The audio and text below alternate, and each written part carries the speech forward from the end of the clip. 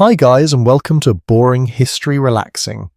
Tonight we step into a quiet ancient Greek village, just as the air begins to change, the kind of subtle shift you might miss if you were not paying attention.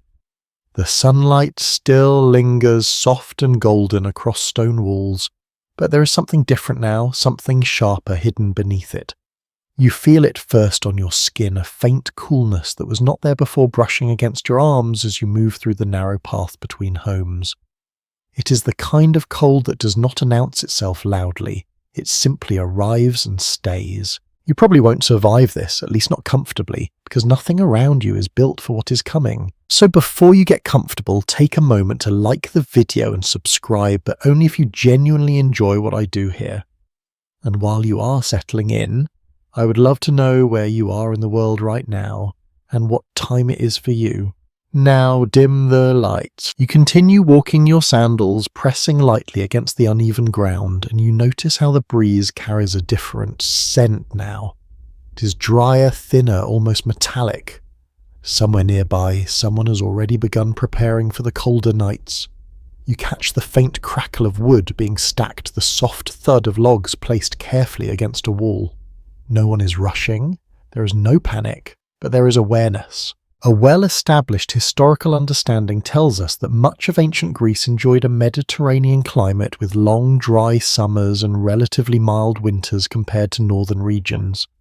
And yet as you stand here you realise that mild does not mean warm, especially not at night, especially not when the wind comes down from the mountains. You pass a small house, its walls made of stone and packed earth, and you can already see the problem.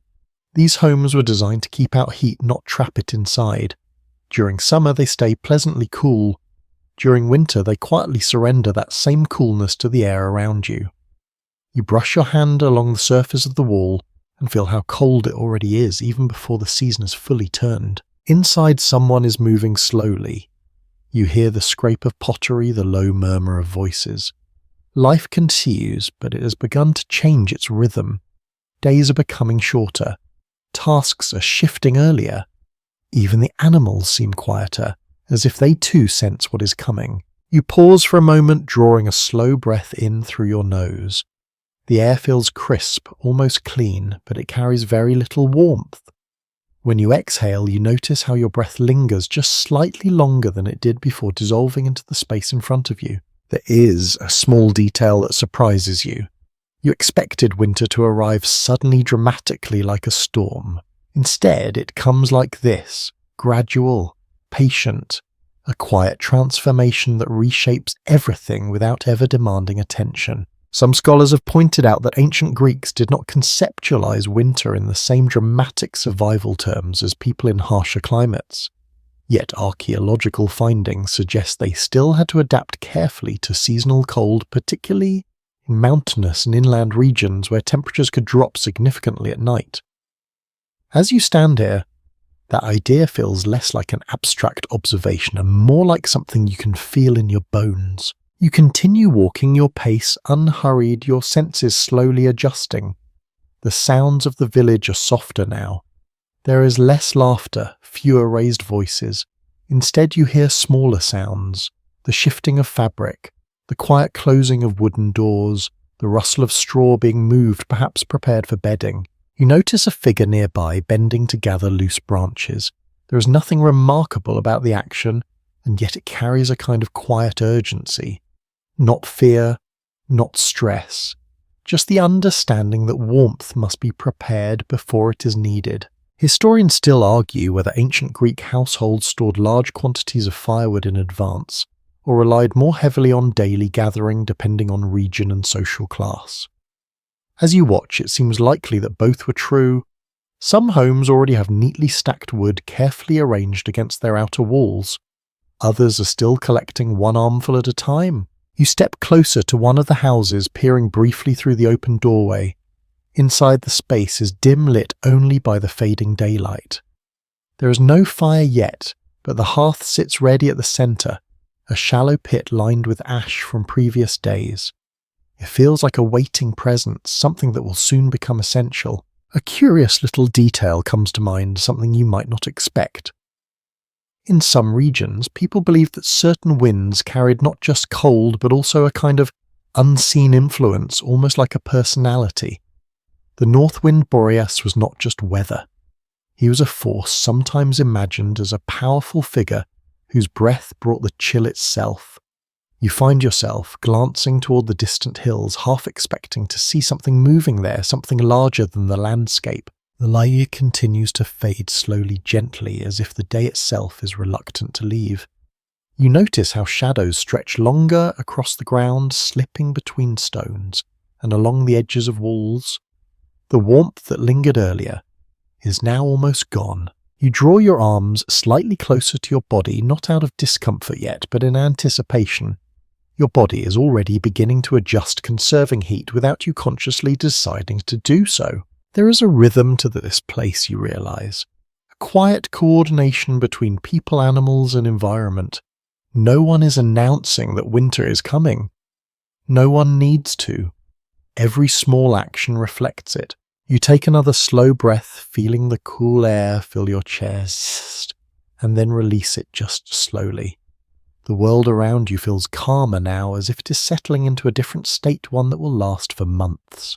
And as you stand there between the last light of day and the first true hint of night, you begin to understand something simple but important. Warmth here is not guaranteed. It is created, carefully, repeatedly, every single day. You remain where you are for a moment, letting the last of the daylight rest against your face, and slowly your attention begins to stretch outward, beyond the narrow path, beyond the clustered homes, toward the land that surrounds this village.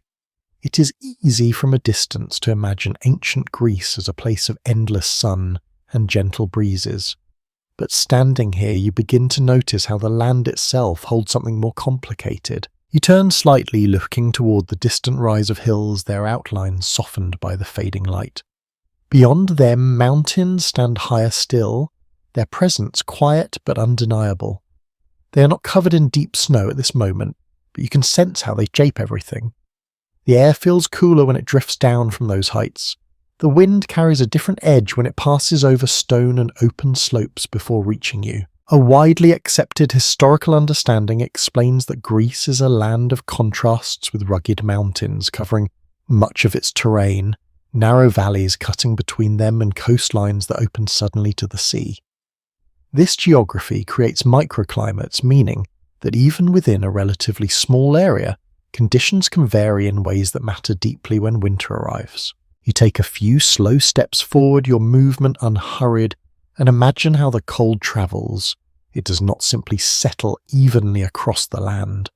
It flows, it gathers, it slips downward from higher ground, collecting in valleys, lingering longer, in shaded places where sunlight struggles to reach. You notice how the path you stand on dips slightly, almost imperceptibly. During the day, it might feel no different from anywhere else. But at night, this small depression will hold colder air like a shallow basin, invisible to the eye but very real to your body.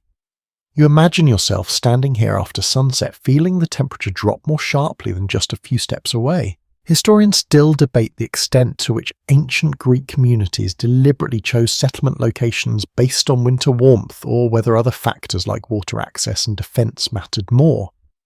As you look around, it seems likely that survival required a balance of all these things. A village too exposed to the wind would suffer. A village too low might trap cold air. Every choice carried consequences. You lift your gaze toward the west, where the sea lies beyond the hills. Even from here, you can sense its influence. Coastal areas often remain slightly warmer in winter, the water releasing stored heat slowly into the air. But inland, where you stand now, that moderating effect is weaker. The land cools faster, the nights grow sharper. A small gust of wind brushes past you, and you feel how it slips easily through your clothing. It is not strong, not yet, but it carries a clarity that makes you aware of every exposed part of your skin. You instinctively shift your posture, turning slightly, so that your body presents less surface to the breeze. There is something almost strategic in the way you begin to stand. A curious detail emerges from accounts of figurant weather observations. Some Greeks believed that winds from different directions carried distinct qualities, not only in temperature but in mood. The north wind was often associated with cold and severity, while southern winds could bring dampness and occasional warmth. These ideas were not purely poetic. They reflected real patterns that people experienced again and again. You take another slow breath, noticing how the air feels thinner as the temperature drops. Your body responds quietly, drawing that breath a little deeper, holding it for just a moment longer before releasing it. The landscape around you continues to reveal itself in subtle ways. You notice how certain houses are positioned slightly behind natural barriers, small rises of earth or clusters, you said, of trees that break the wind. Others stand more exposed, their walls facing directly into the open space. You can almost predict which homes will feel colder when night fully settles. You begin to walk again, your pace steady, your awareness expanding with each step. The ground beneath your feet is uneven, a mix of packed earth and scattered stones. It holds the memory of the day's warmth, but only faintly. Soon that warmth will disappear entirely, replaced by a slow creeping chill that rises upward rather than falling from above. It is an unusual sensation, this idea that cold can come from the ground as much as from the air.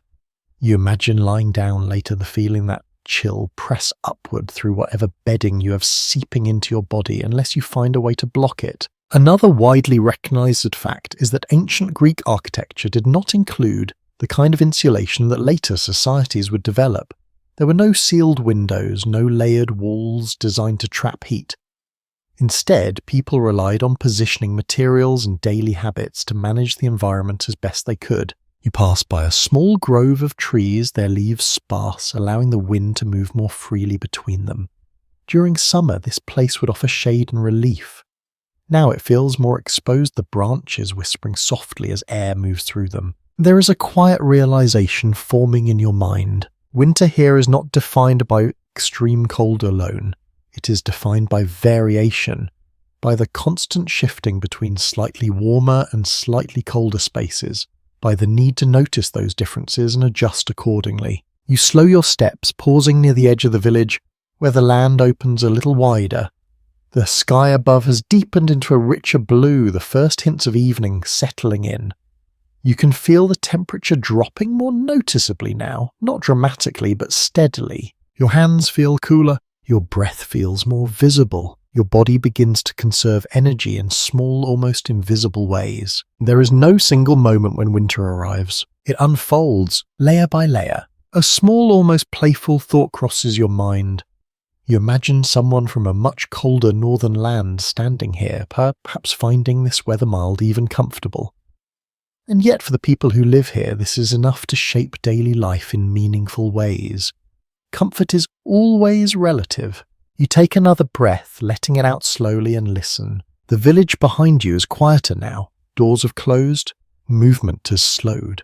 The sounds that remain are softer, more contained. You turn back your path, leading you once more between the houses toward the spaces where warmth will soon be created. As you walk, you carry with you a new understanding. The cold here is not overwhelming, but it is persistent, and it is shaped by everything around you. The mountains, the valleys, the wind, the ground beneath your feet, all of it working together quietly, steadily to remind you that warmth is never something you can take for granted. You move back into the village, your steps slow and deliberate. And as the last traces of daylight slip away, your attention settles on the homes around you. From the outside, they appear solid enough. Thick stone walls, low roofs, small openings where light and air pass through. At first glance, they seem sturdy, protective. But as you draw closer, you begin to understand something more subtle. These homes were never meant for this kind of cold. You pause beside one, placing your hand gently against the wall. The stone feels firm, dependable, but also unmistakably cool. It has already begun to lose whatever warmth it gathered during the day. You imagine how once night fully settles, this same wall will press that cold back into the space inside, slowly, steadily, without pause. A commonly accepted historical fact is that ancient Greek houses were primarily designed to manage heat during long summers rather than conserve it in winter. Thick walls helped block the sun, inner courtyards allowed airflow, and openings encouraged ventilation. All of these features worked beautifully when the goal was to stay cool. Now as the temperature drops, they quietly work against you. You step through a doorway, entering a modest interior space. The air inside feels still but not warm. It is simply less exposed. There is a difference, but not a comfort. Your eyes adjust to the dimness. The room is simple. Packed earth underfoot, a few low furnishings, woven baskets, clay vessels resting against the wall. Everything has a place, but nothing here seems designed with winter in mind. You take a slow breath and notice how the air carries a faint scent of dust, clay, and something dry. There is no lingering warmth from earlier in the day. Whatever heat once existed has already slipped away, leaving behind a quiet neutrality that leans gently toward cold. You move further inside, your footsteps soft, and your gaze shifts upward. The roof above you is made of timber and tiles, layered just enough to keep out rain but not sealed tightly. You can sense how air might slip through small gaps, not in noticeable drafts yet, but in a slow, constant exchange with the outside. Historians still argue whether wealthier households made significant structural adjustments for winter, or relied mostly on movable solutions like textiles and portable heat sources. As you stand here, it seems clear that permanent insulation was not the primary strategy. Instead, people adapted themselves to the space, rather than reshaping the space entirely. You brush your hand lightly over a woven mat laid across part of the floor. It adds a thin layer of separation between your body and the ground, but only just. Beneath it, the earth holds a deeper chill, one that will rise slowly through anything placed above it. You imagine lying here later, your body pressed against the floor, feeling that cold seep upward unless you create barriers. Straw, cloth, layers built not into the house but into your immediate surroundings. A small, curious detail emerges from accounts of domestic life. Some homes use simple hanging fabrics or curtains within doorways, not for decoration, but to reduce airflow between spaces.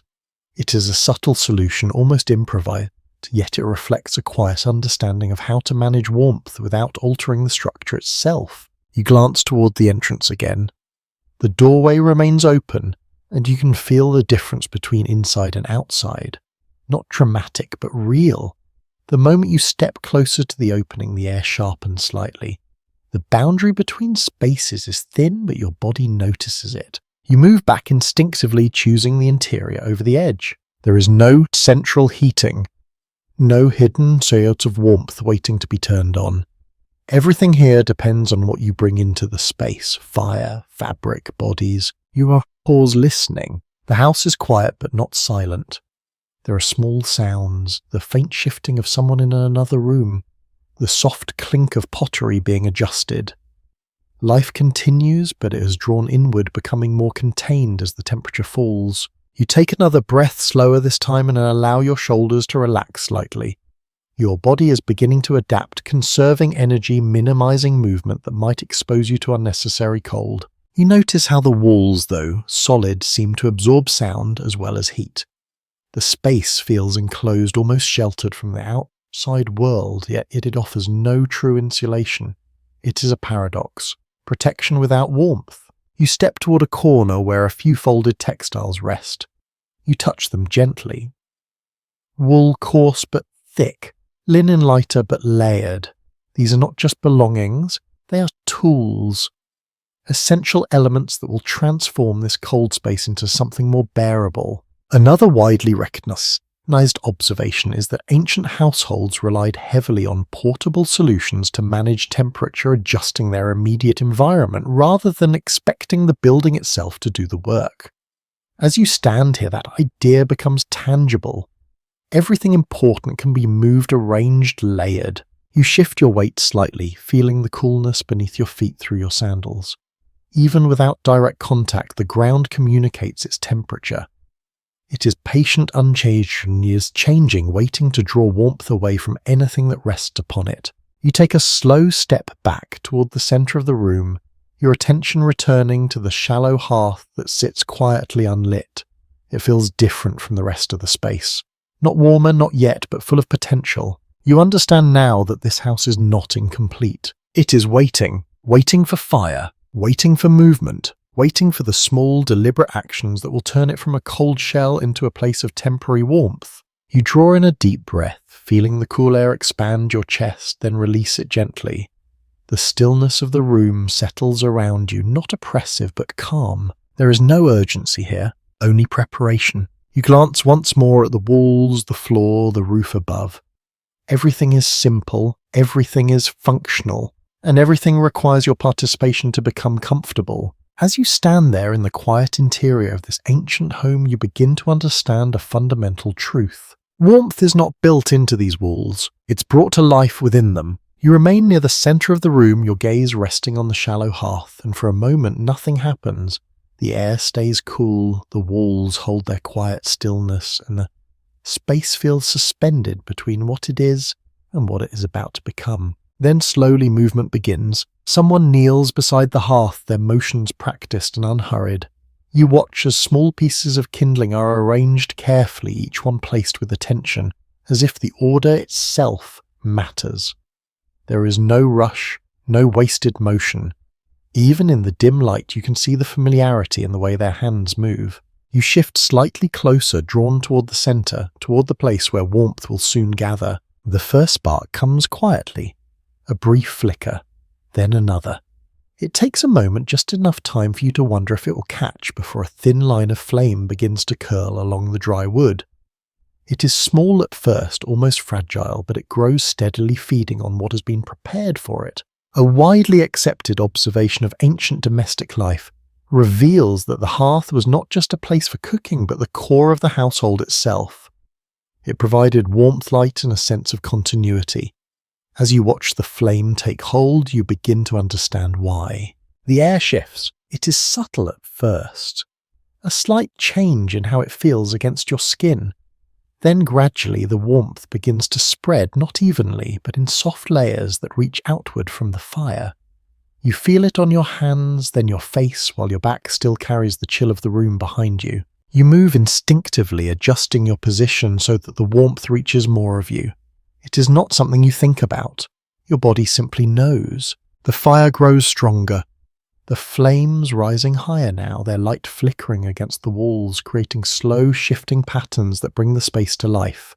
Shadows stretch and move no longer, still no longer silent. You hear the soft crackle of wood as it begins to burn, a steady, comforting sound that fills the room without overwhelming it. It is not loud, it does not demand attention.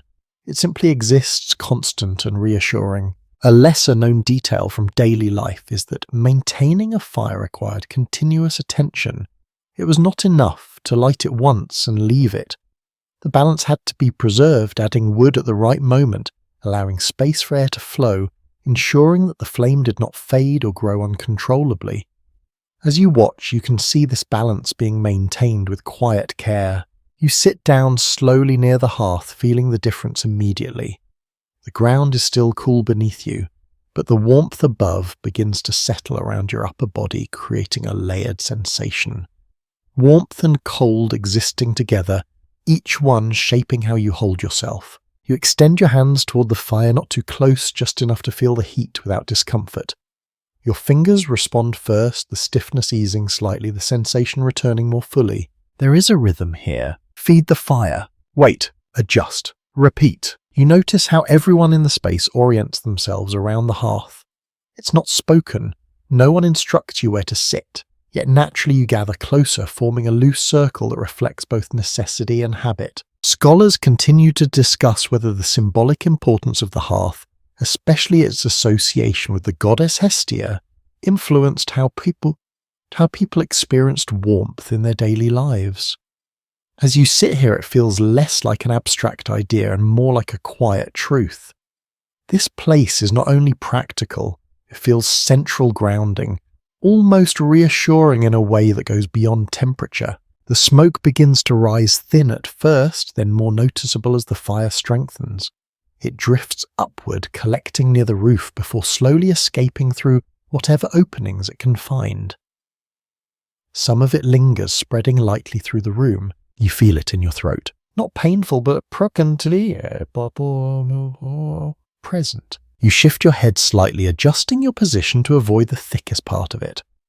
Again, your body adapts without needing instruction. The warmth continues to build, though never fully reaching the edges of the room. There are still pockets of cold spaces where the fire's influence fades. You can feel the difference clearly. A step closer brings comfort. A step away returns you to the chill. It creates a quiet awareness of distance, of placement, of balance. You notice how the firelight softens everything.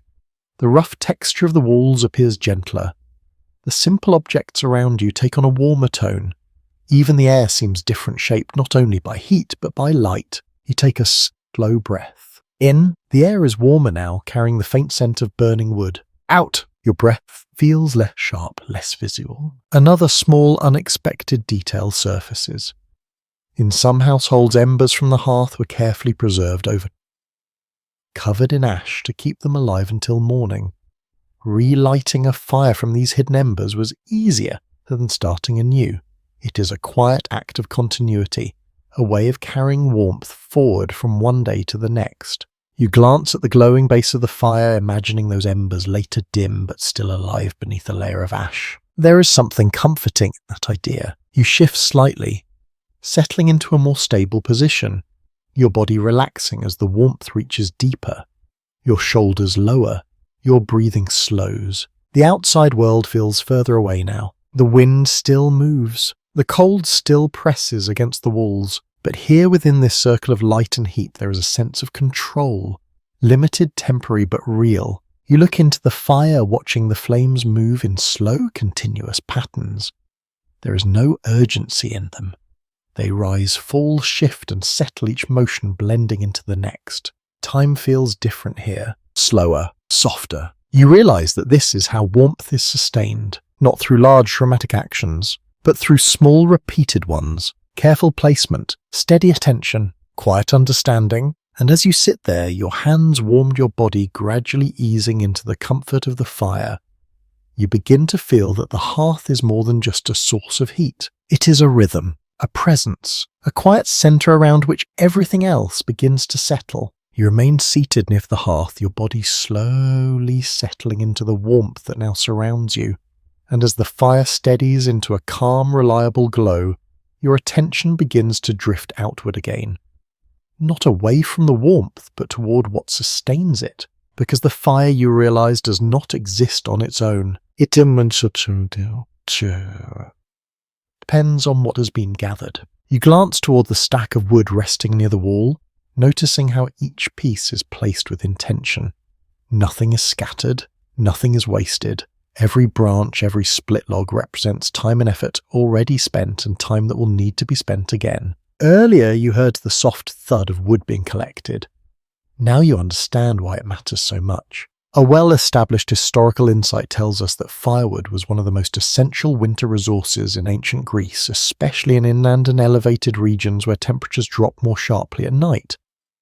Without it, the hearth would fall silent and the cold would quickly reclaim the space. You shift slightly, watching as another piece of wood is added to the fire. It is done carefully, not thrown in, but placed in a way that allows the flame to catch without being smothered. There is a quiet knowledge in the motion learned not from instruction but from repetition. You imagine the process of gathering that wood. It begins long before the cold fully arrives. You step outside it, your mind following the path you walked earlier, but now in the softer light of afternoon. The air is cooler than before, but still manageable. You move toward the edges of the village where scattered trees and fallen branches offer what you need. There is no single large supply waiting for you. Instead, you collect piece by piece. You bend down, picking up dry branches, testing them with your hands.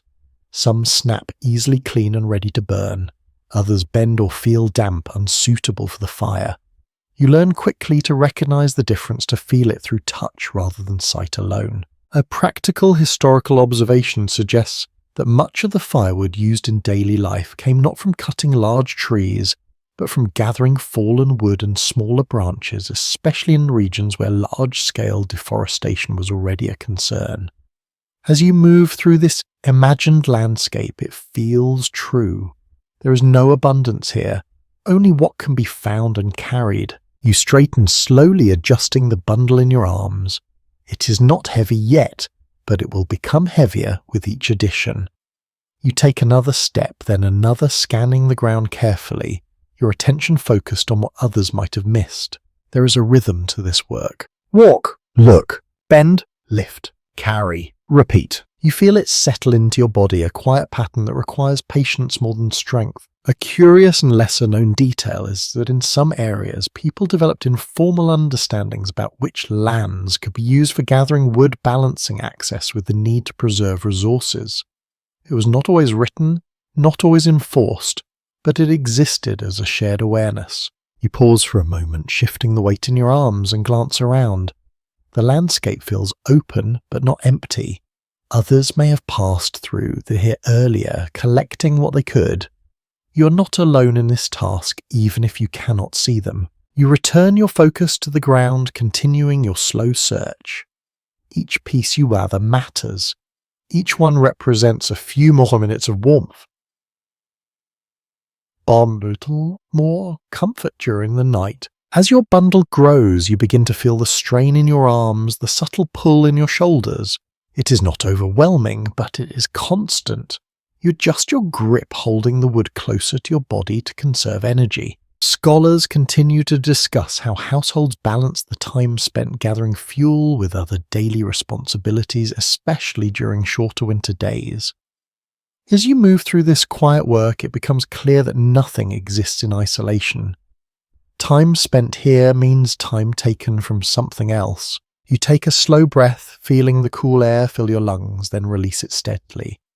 The act of breathing itself feels more noticeable in the cold, more deliberate. Eventually you turn back toward the village, your arms full now, your steps slower but steady. The path feels slightly longer on the return, not because it has changed, but because you carry something with you. You pass by the same homes, noticing how others have already begun their own preparations. Stacks of wood line the walls, some small, some more substantial. Each one tells a quiet story of effort already completed. You step inside once more, the shift from outside to inside subtle but welcome. The air is still cool but less exposed. You move towards the hearth, placing your gathered wood carefully beside the existing stack. There is a sense of completion in the action, not final, but sufficient for now. You sit again near the fire, your hands empty, your body easing back into stillness. The warmth reaches you once more, familiar, steady. You glance at the wood beside you and understand something simple yet essential. This warmth is not permanent. It must be sustained piece by piece, day by day. You watch as another log is added to the fire, the flames responding immediately, rising slightly, brightening the space. There is no excess here, no careless use. Every decision matters. You draw your knees a little closer, settling into a comfortable position. Your breathing slowing as the warmth deepens. The work of gathering is done for now, but it will return, again and again, as long as the cold remains, and as you sit there, the fire gently crackling before you, you begin to feel the quiet connection between effort and comfort, between preparation and survival. Nothing here is accidental. Everything is earned. You remain seated close to the hearth, your body now comfortably warmed at the front, while your back still holds a faint memory of the chill behind you. The fire has settled into a steady rhythm, no longer fragile, no longer uncertain. It breathes softly, its glow deepening, its flames moving with quiet confidence. And then gradually you begin to notice something else. The air is changing. At first, it is only a faint presence, almost easy to ignore. A thin thread of smoke rises from the fire, drifting upward in slow curling lines. It gathers near the ceiling, forming a light haze that softens the edges of the room. You take a slow breath. There is a new taste now. Dry, slightly bitter, not unpleasant, but unmistakable. You shift your head slightly as if adjusting to a new balance in the air. A well-recognized aspect of ancient indoor life is that most Greek homes lacked chimneys in the modern sense. Smoke from the hearth would rise and escape through openings in the roof or simply disperse through the room before finding its way out. As you sit here, you experience that reality directly. The warmth is real, but so is the smoke. You watch as the thin haze thickens, just slightly spreading across the upper space of the room. It does not descend heavily, but it lingers, creating a soft, almost visible layer above you. You notice how your eyes respond. A slight sting, a gentle urge to blink more often. Nothing overwhelming, but enough to remind you that comfort always comes with some compromise. A lesser-known observation from daily life suggests that people became accustomed to this environment over time, their bodies adapting to the presence of smoke in ways that might feel unfamiliar to you. As you sit here, you begin to sense that adaptation beginning, your breathing adjusting, your awareness shifting. You take another breath slower now. In, the air carries warmth, but also that faint dryness. Out, your exhale feels heavier, more noticeable. You shift your position, slightly leaning just a little to one side, instinctively seeking a clearer pocket of air. It works. The smoke is uneven, moving gently, creating small spaces where it is less concentrated.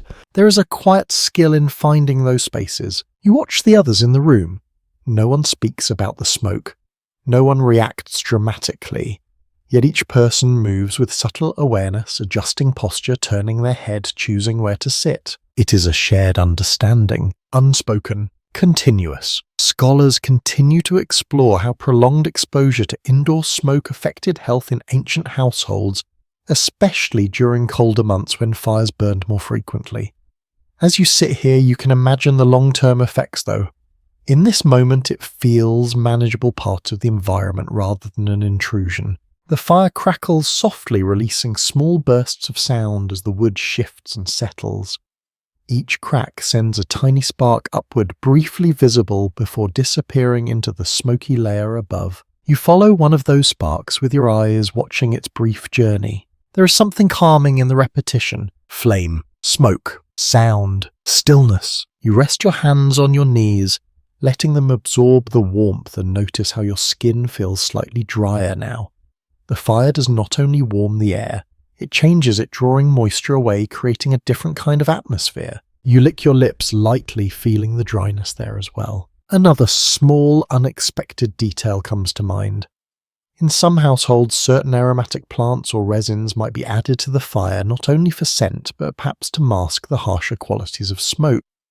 It is not a solution, but a subtle improvement, a way of making the air more pleasant. You imagine a faint herbal scent mixing with the smoke, softening it just slightly. You adjust your position again this time, leaning forward, bringing your face closer to the warmth while keeping your head below the thicker layer of smoke. It is a careful balance. Too close and the heat becomes intense. Too far and the cold returns. Too high and the smoke thickens. You settle into a position that feels right, your body naturally finding the middle ground. You take another slow breath. The air is warm now, not clean, not entirely comfortable, harmful, but sustaining. You begin to understand that warmth here is never perfect. It is always accompanied by something else.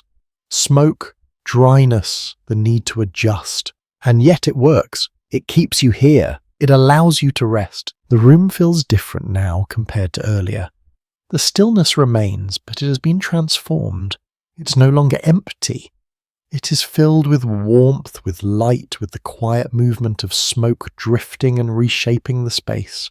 You listen. The sounds are soft. The fire. The occasional shift of wood. A faint cough from somewhere behind you quickly fading. Life continues within this environment shaped by it, adjusted to it. You draw your cloak a little closer around your shoulders, not because you are cold, but because the combination of warmth and dry air makes you more aware of your skin, of the need to hold on to comfort where you can. You glance once more at the rising smoke, watching how it gathers and thins, never, still always moving. There is a rhythm to it, just like film, unpredictable yet consistent, and so consistent. You take one more slow breath, letting it fill your chest, then release it gently. And as you sit there, balance between warmth and smoke, comfort and compromise, you begin to accept something deeper. This is what warmth feels like here. Not perfect, but enough. You remain close to the hearth, letting the warmth settle deeper into your body. And as the fire continues its quiet, steady work, your attention shifted to the way people begin preparing for the night. There is no clear signal, no spoken announcement. The change happens gradually, almost gently, as movement slows and the room takes on a softer, more inward feeling.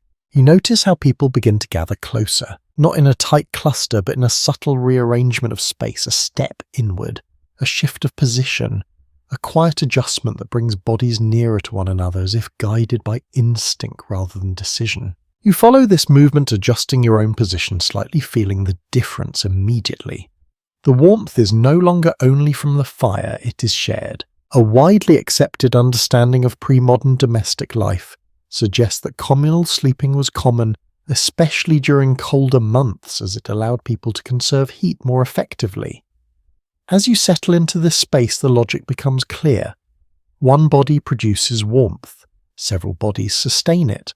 You sit down more fully now, drawing your legs in closer, your posture becoming smaller, more contained.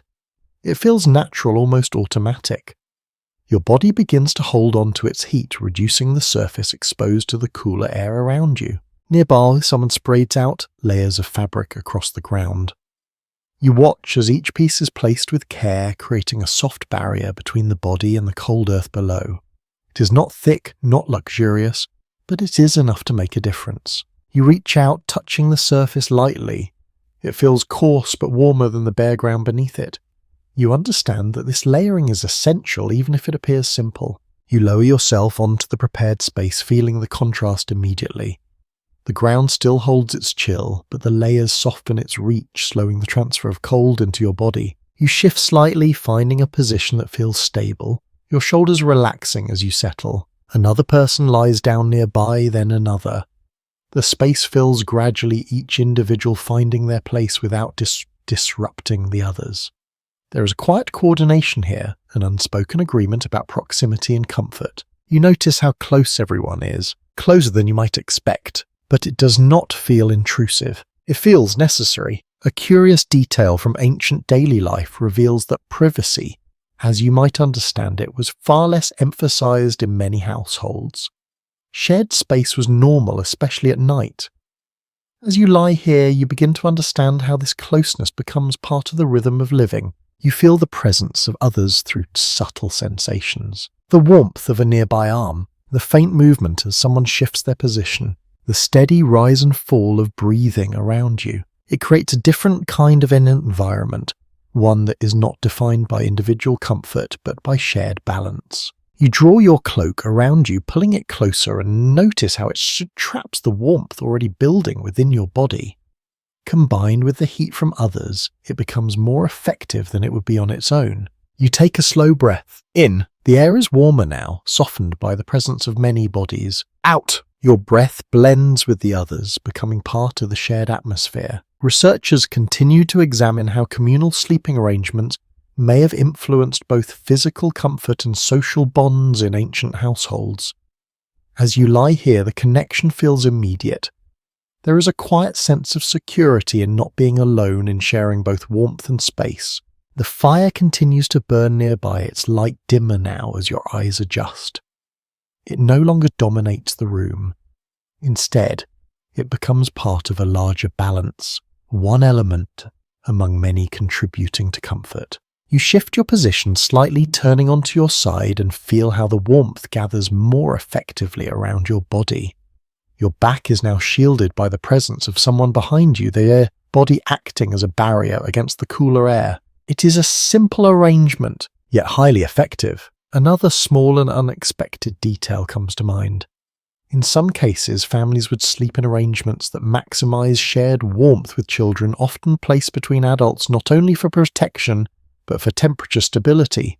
It is a practical solution shaped by necessity rather than sentiment alone. You adjust your position again, your movements slow and careful, ensuring you do not disturb the balance that has formed. The room grows quieter. Voices fade. The only sounds that remain are softer now. The gentle crackle of the fire, the slow rhythm of breathing, the occasional shift of fabric. You close your eyes briefly, then open them again, letting your awareness settle into the space around you. The cold has not disappeared. It still exists at the edges of the room, in the walls, in the air beyond the reach of the fire and bodies. But here in this shared space, it feels held back, managed, reduced. You draw another slow breath, feeling the warmth settle deeper into your chest, and then release it gently. There is something deeply human in this arrangement. Not elaborate, not engineered, simply a response to the environment shaped by observation and experience over time. You feel your body begin to relax more fully now,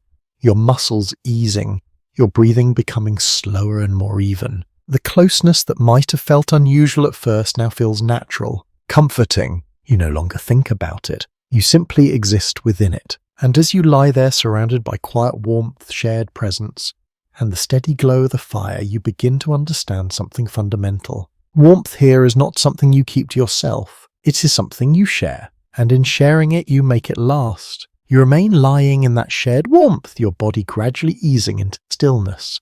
And as your breathing settles into a slow, steady rhythm, your awareness shifts once more. This time it moves inward toward what rests against your skin, the layers. You notice them more clearly now. The fabric wrapped around your shoulders, the garment beneath it, the way each piece rests lightly yet deliberately against your body. Nothing feels excessive, nothing feels heavy enough to trap you. And yet together they create a quiet barrier between you and the cold that waits beyond. You slide your fingers gently along the edge of your sleeve, feeling the texture. Rough, dense, wool. A well-established historical understanding explains that wool was one of the most important materials in ancient Greek clothing, valued for its ability to retain heat even in cooler conditions. As you rest here, you begin to understand why it mattered so much. The fibers are not smooth like linen. They catch the air. They hold it. They slow the movement of warmth away from your body. You shift slightly, becoming more aware of how the fabric responds. It bends, it folds, but it does not collapse completely. It maintains a kind of structure, creating tiny pockets of trapped air that serve as invisible insulation. You take a slow breath. In, the warmth inside your layers feels contained. Out, the air beyond them feels distant. Beneath the wool, you sense a lighter fabric, linen, softer, smoother, resting closer to your skin. It does not provide as much warmth, but it adds comfort, reducing irritation, creating a gentler surface between you and the heavier outer layer. You adjust your position slightly, pulling the outer layer closer around your shoulders. The movement is small, but the effect is immediate. Less exposed skin, less heat escaping. You begin to understand that warmth here is not about a single garment. It is about combination, layer upon layer, each one contributing in its own way. A lesser-known detail from textile practices reveals that the thickness and weave of wool garments could vary significantly depending on purpose and region. Some were tightly woven for durability, others looser for flexibility, but all shared the same essential quality of retaining warmth through trapped air. You press your arm gently against your side, noticing how the fabric compresses slightly, then expands again as you relax. It's responsive, adapting to your movement without losing its function. Nearby you hear the soft rustle of others adjusting their own layers. Fabric shifting against fabric, a quiet sound that blends into the stillness of the room. You open your eyes, briefly observing the scene. Cloaks drawn close, tunics layered beneath, edges tucked carefully around shoulders, legs and feet. No one leaves their body exposed for long. Every adjustment is purposeful. Researchers continue to explore how ancient clothing practices reflected both environmental adaptation and cultural preference, especially in regions with fluctuating seasonal temperatures. As you lie here, it feels less like a question of fashion and more like a quiet necessity. You pull your legs slightly closer, allowing the fabric to gather around them, reducing the space where cold air might slip in. The effect is subtle, but you feel it. Warmer, more contained. Another small, unexpected detail comes to mind. In some cases, garments were worn for extended periods without frequent washing, not only due to limited access to heated water, but because maintaining layers helped preserve body heat. Cleanliness in this context becomes secondary to warmth. You consider that for a moment, then let the thought pass your focus, returning to the present sensation. You take another slow breath. The warmth inside your clothing feels stable now, predictable. You shift your shoulders slightly, ensuring that no part of your back is left uncovered. The presence of others nearby adds another layer of warmth, but your clothing ensures that it stays with you. Guo. You begin to notice how your body itself contributes to this system. Your heat is generated from within. The layers do not create warmth. They preserve it. You feel it gather at your core, then spread outward, held in place by the fabric that surrounds you. The fire still burns nearby, but its role feels different now. It provides the initial warmth, the foundation. Your clothing carries that warmth forward, extending its effect even when you move slightly away from the direct heat. You close your eye, again letting your awareness settle deeper into your body. The contrast between inside and outside becomes more distinct. Inside your layers, warm, steady, outside them, cool, waiting. You adjust your cloak one final time, pulling it just a little tighter, then allow your hands to rest. There is no need for constant movement now. The system is in place. The layers are working. You listen to your breathing. Slow, even. You feel the fabric rise and fall gently with each breath, responding to your body without resistance. There is something reassuring in this. Not just the warmth itself, but the understanding of how it is maintained. You no longer rely only on the fire. You carry part of that warmth with you. Wrapped, layered, sustained. And as you lie there, surrounded by quiet, breathing, soft fabric and the steady presence of the hearth, you begin to feel a deeper sense of comfort. Not because the cold is gone, but because you now know how to hold warmth close. You remain still for a while, your breathing slow, your body held within its layers. And as the warmth settles deeper into you, your attention drifts toward the weight resting across your shoulders. The cloak, it lies over you with a quiet heaviness, not uncomfortable but present enough that you feel it with every small movement. You shift slightly and it follows, folding and adjusting, maintaining its hold around your body. You draw it closer. Immediately the warmth increases, not dramatically, but noticeably. A broadly accepted historical observation notes that cloaks often made of thick wool were among the most important outer garments in ancient Greece, serving as protection against wind, cold, and sudden weather changes. As you lie here, you understand that their value is not only in the material, but in their flexibility. You can wrap it tighter, you can loosen it, you can shape it to your body. You run your fingers along its surface, feeling the dense weave rougher than the inner layers, but far more effective at holding warmth in place. It forms a kind of outer barrier, reducing the movement of air across your skin. You tuck one edge beneath your side, securing it in place so it does not shift as you settle further. The simple action creates a more enclosed space around you, a pocket of warmth that feels almost self-contained. You take a slow breath. The air inside your cloak feels warmer than the air just beyond it. You exhale gently, your breath lingering briefly within that enclosed space before fading. Nearby you notice others doing the same. Cloaks pulled close, edges wrapped around legs, corners folded beneath shoulders, each person creating their own small shelter within the larger rim. There is a quiet uniformity in these movements, not because anyone is copying another, but because the solution is shared. Another intriguing detail from ancient life suggests that animal skins were sometimes used alongside woven fabrics, especially in colder regions or among those who could access them. These skins provided additional insulation, their natural structure trapping heat in a different way than cloth. You imagine the texture of such a material, softer in some places, heavier in others, perhaps lined with fur that holds warmth even more effectively. You glance toward the floor where additional coverings have been placed. Layers of fabric, perhaps a skin or two arranged beneath those lying down. Each layer contributes, even if only slightly, to reducing the cold rising from below. You shift your legs again, drawing them closer to your body, allowing the cloak to wrap more completely around them. The effect is immediate. Less explosive,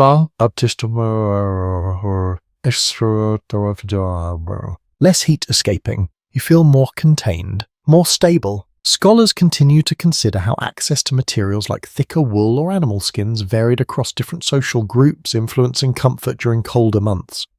As you observe the subtle differences around you, it becomes clear that not everyone is equally equipped. Some cloaks appear thicker, more worn, more carefully maintained. Others are thinner, requiring more adjustment, more attention to positioning. You settle into your position, your body finding a balance between stillness and slight movement. Too much movement allows warmth to escape, too little can create discomfort. There is a quiet art to remaining still enough. You notice how the cloak responds to your breathing, rising and falling gently with each inhale and exhale. It moves with you, adapting without effort. You take another slow breath. In, warmth gathers beneath the fabric. Out, it remains held in place. You lift one hand briefly, adjusting the edge near your neck, ensuring there are no gaps where cold air might slip in. The adjustment is small, but it matters. Every opening is an opportunity for warmth to leave. Every fold is a chance to keep it. A small unexpected detail surfaces in your thoughts. Some ancient garments were designed to be multifunctional, serving as clothing during the day and as bedding at night. The cloak you wear now is not only protection against the cold outdoors, it is also your blanket, your covering, your immediate shelter. You realize that you carry your warmth with you not just through layers, but through the versatility of what you wear. You shift slightly onto your side again, your back now shielded by both the presence of another body and the thickness of your cloak. The combination creates a noticeable difference. Warmer, more secure. You feel your muscles relax further, your body no longer working as hard to maintain its temperature. The fire continues to burn, but its role feels more distant now. It provided the initial warmth, but your cloak preserves it, extending its effect even as the flames settle into a quieter glow. You listen to the room. Soft breathing, the occasional rustle of fabric, the steady low crackle of wood. Everything feels slower, quieter. You close your eyes briefly, then open them again, letting your awareness rest gently on the sensation of warmth surrounding you. Not overwhelming. Not perfect, but steady. Reliable. You draw your cloak just a fraction tighter, then allow your hands to rest. There is no need for further adjustment. The layers are in place. The warmth is held. And as you lie there, wrapped in wool, supported by simple materials shaped through use and experience, you begin to feel a deeper sense of comfort. Not because the cold has disappeared, but because you have learned how to keep it at a distance. You remain wrapped within your cloak, your body settled into a steady warmth, and as your breathing slows, your awareness drifts downward toward your feet. At first, you barely notice them. They are simply there, resting beneath the layers of fabric, quiet and still. Then gradually you begin to feel the difference. The warmth that surrounds your upper body does not reach as easily to the ground. You shift your toes slightly. The sensation is faint but clear, cooler, more exposed. You draw your legs in a little closer instinctively, reducing the distance between your feet and the warmth held near your core. The movement helps, but only partially. Because what covers your feet is limited, you think back to earlier. To the path beneath your sandals, the uneven ground, the cold that rose slowly through it. Those same sandals now rest near the doorway set aside for the night. They are simple, practical, but not made for winter. A commonly accepted insight into ancient Greek life shows that footwear, especially sandals, was typically minimal, designed for flexibility and ventilation rather than insulation. As you consider this, you realize that what works so well during warm months offers very little protection now. You flex your feet again, feeling the air around them. There is no thick barrier, no layered fabric wrapped tightly around them, only what you create. You reach down, slowly pulling part of your cloak further over your lower legs, extending its coverage. The effect is immediate. The warmth that was concentrated around your upper body begins to spread more evenly. You shift again, tucking your feet slightly beneath your legs, reducing their exposure to the open air. It is a simple adjustment, but it changes how the cold reaches you. Less direct, less persistent. You begin to understand that warmth is not distributed automatically. It must be guided, directed, encouraged to remain where it is needed. A lesser-known observation suggests that in colder conditions, people often adapted by altering posture rather than relying on specialized footwear. Sitting, crouching, or tucking the feet beneath the body help preserve warmth more effectively than standing or stretching out. You try this, now adjusting your position carefully. Your knees draw closer. Your feet rest against warmer parts of your body. The difference becomes clearer, more stable, less exposed.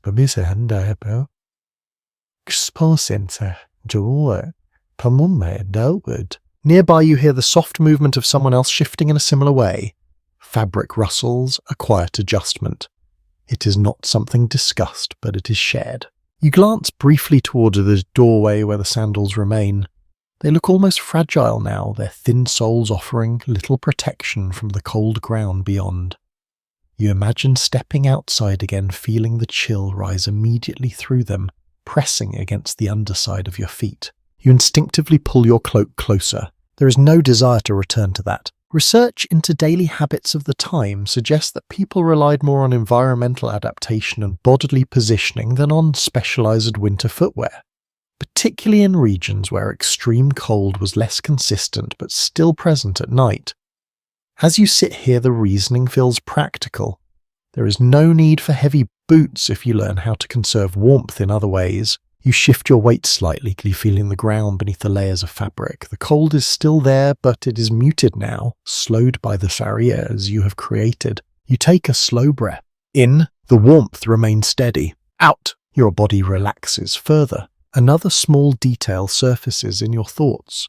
In some cases, additional cloth might be wrapped around the feet or lower legs, not as permanent garments, but as temporary solutions during colder nights. It is a flexible approach, adapting to need rather than relying on fixed design. You reach down again, adjusting the edge of your cloak to ensure it fully covers your feet.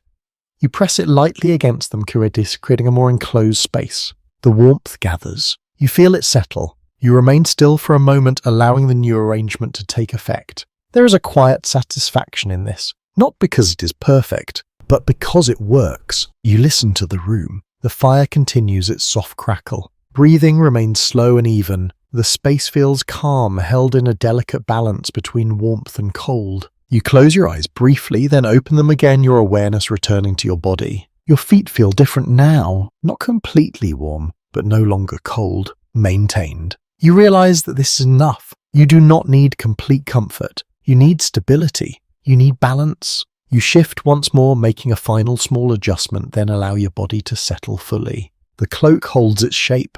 Your posture supports it. The warmth remains, and as you lie there, your feet tucked carefully beneath layers of fabric and close to your body, you begin to understand something simple yet essential. Even the smallest parts of you matter in the cold, and warmth must reach all of them. One careful adjustment at a time. You remain where you are, your body arranged with quiet precision, your cloak drawn close, your feet carefully tucked, and as the warmth settles into a steady presence, your attention drifts gently back toward the center of the room, toward the place where the fire continues to breathe.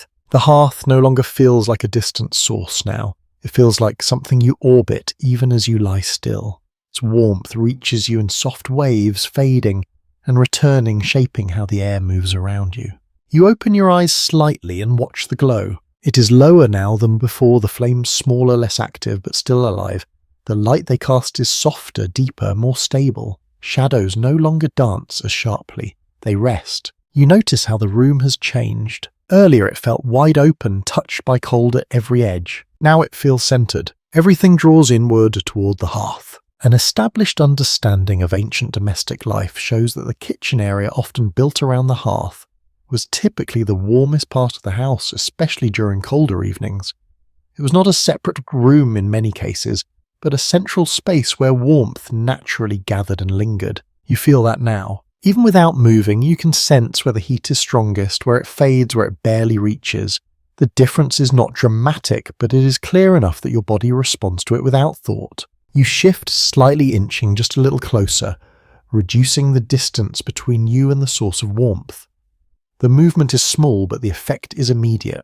Your hands feel warmer, your face softens. The air feels less sharp. Nearby others have done the same. No one crowds the fire too closely, but everyone aligns themselves within its reach. It creates a loose circle, not perfectly shaped, but balanced. You notice how no one chooses the far edges of the room. There is no reason to. The warmth does not extend that far. You take a slow breath. In, the air carries a gentle heat mixed with the faint scent of wood. Out, your body responds with ease. There is a quiet awareness that forms in you. Not all spaces are equal. Even within a single room, warmth has a geography of its own. You observe how the ground near the hearth feels different, slightly warmer, less resistant to your body's heat. The layers beneath you hold that warmth longer, creating a more stable surface. You shift your hand toward the floor, pressing your palm gently against it. The difference is subtle but real. Closer to the fire, less cold, further away, more exposed. A lesser-known detail from daily life suggests that activities like cooking and preparing food were often timed not only for nourishment but for warmth, as the act of cooking sustained the fire and extended the period of heat within the home. You imagine earlier in the evening when the fire was stronger, when pots may have rested above it, when movement around the hearth was more active. That energy has now quieted, but its effects remain. You draw your cloak slightly tighter again, though now it feels less necessary. The warmth around you has grown more consistent. You listen. The fire cracks softly. A log shifts. A faint glow pulses as embers settle. The room responds to these small changes, adjusting in ways you can feel, but not always see. You notice how the air near the hearth rises slowly, carrying warmth upward before it spreads outward. It creates a gentle flow, a quiet circulation that shapes how the space feels. You tilt your head slightly, becoming aware of how your position affects what you experience. A small adjustment, a different angle, a slightly warmer pocket of air. You settle again. Researchers continues to examine how ancient households organize their living spaces around the hearth, not only for practicality but as a natural center of daily life. As you lie here, it feels inevitable. Everything leads back to this point.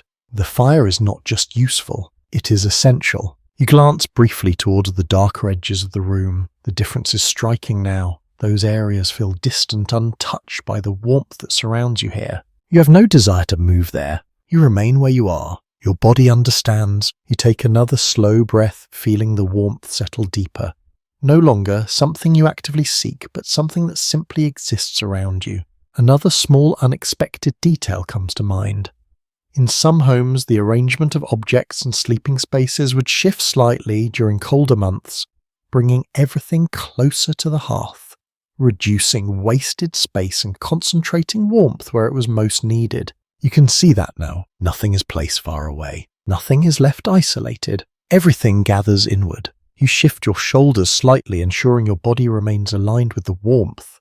The movement is almost instinctive now, guided by sensation rather than thought. You feel comfortable, not completely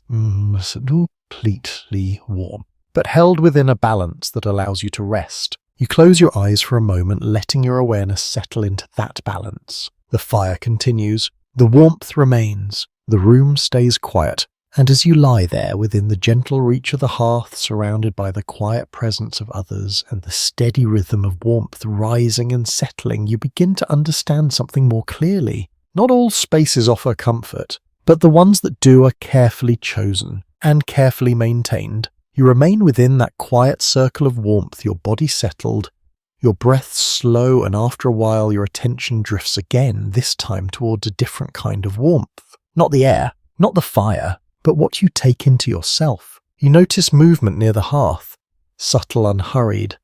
A pot is shifted slightly, its contents stirred with care.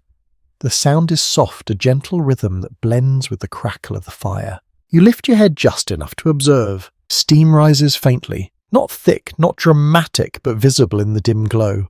It curls upward, mixing with the warmth, carrying with it a scent that is both simple and comforting. Grain, perhaps lentils, something more slow-cooked. A well-established historical understanding tells us that ancient Greek diets often relied on simple, warm foods during colder periods, including barley, porridge, legumes, and broths. These meals were not only practical, but played a role in maintaining body heat. You shift slightly closer, not out of hunger alone, but drawn by the warmth that rises from the pot. It feels different from the fire, softer, moist. You take a slow breath. The scent reaches you gently, filling the air with something grounding, something familiar, even if you have never tasted it before. You notice how your body responds, a slight awareness in your stomach, a quiet anticipation. You sit up just enough to receive what is offered.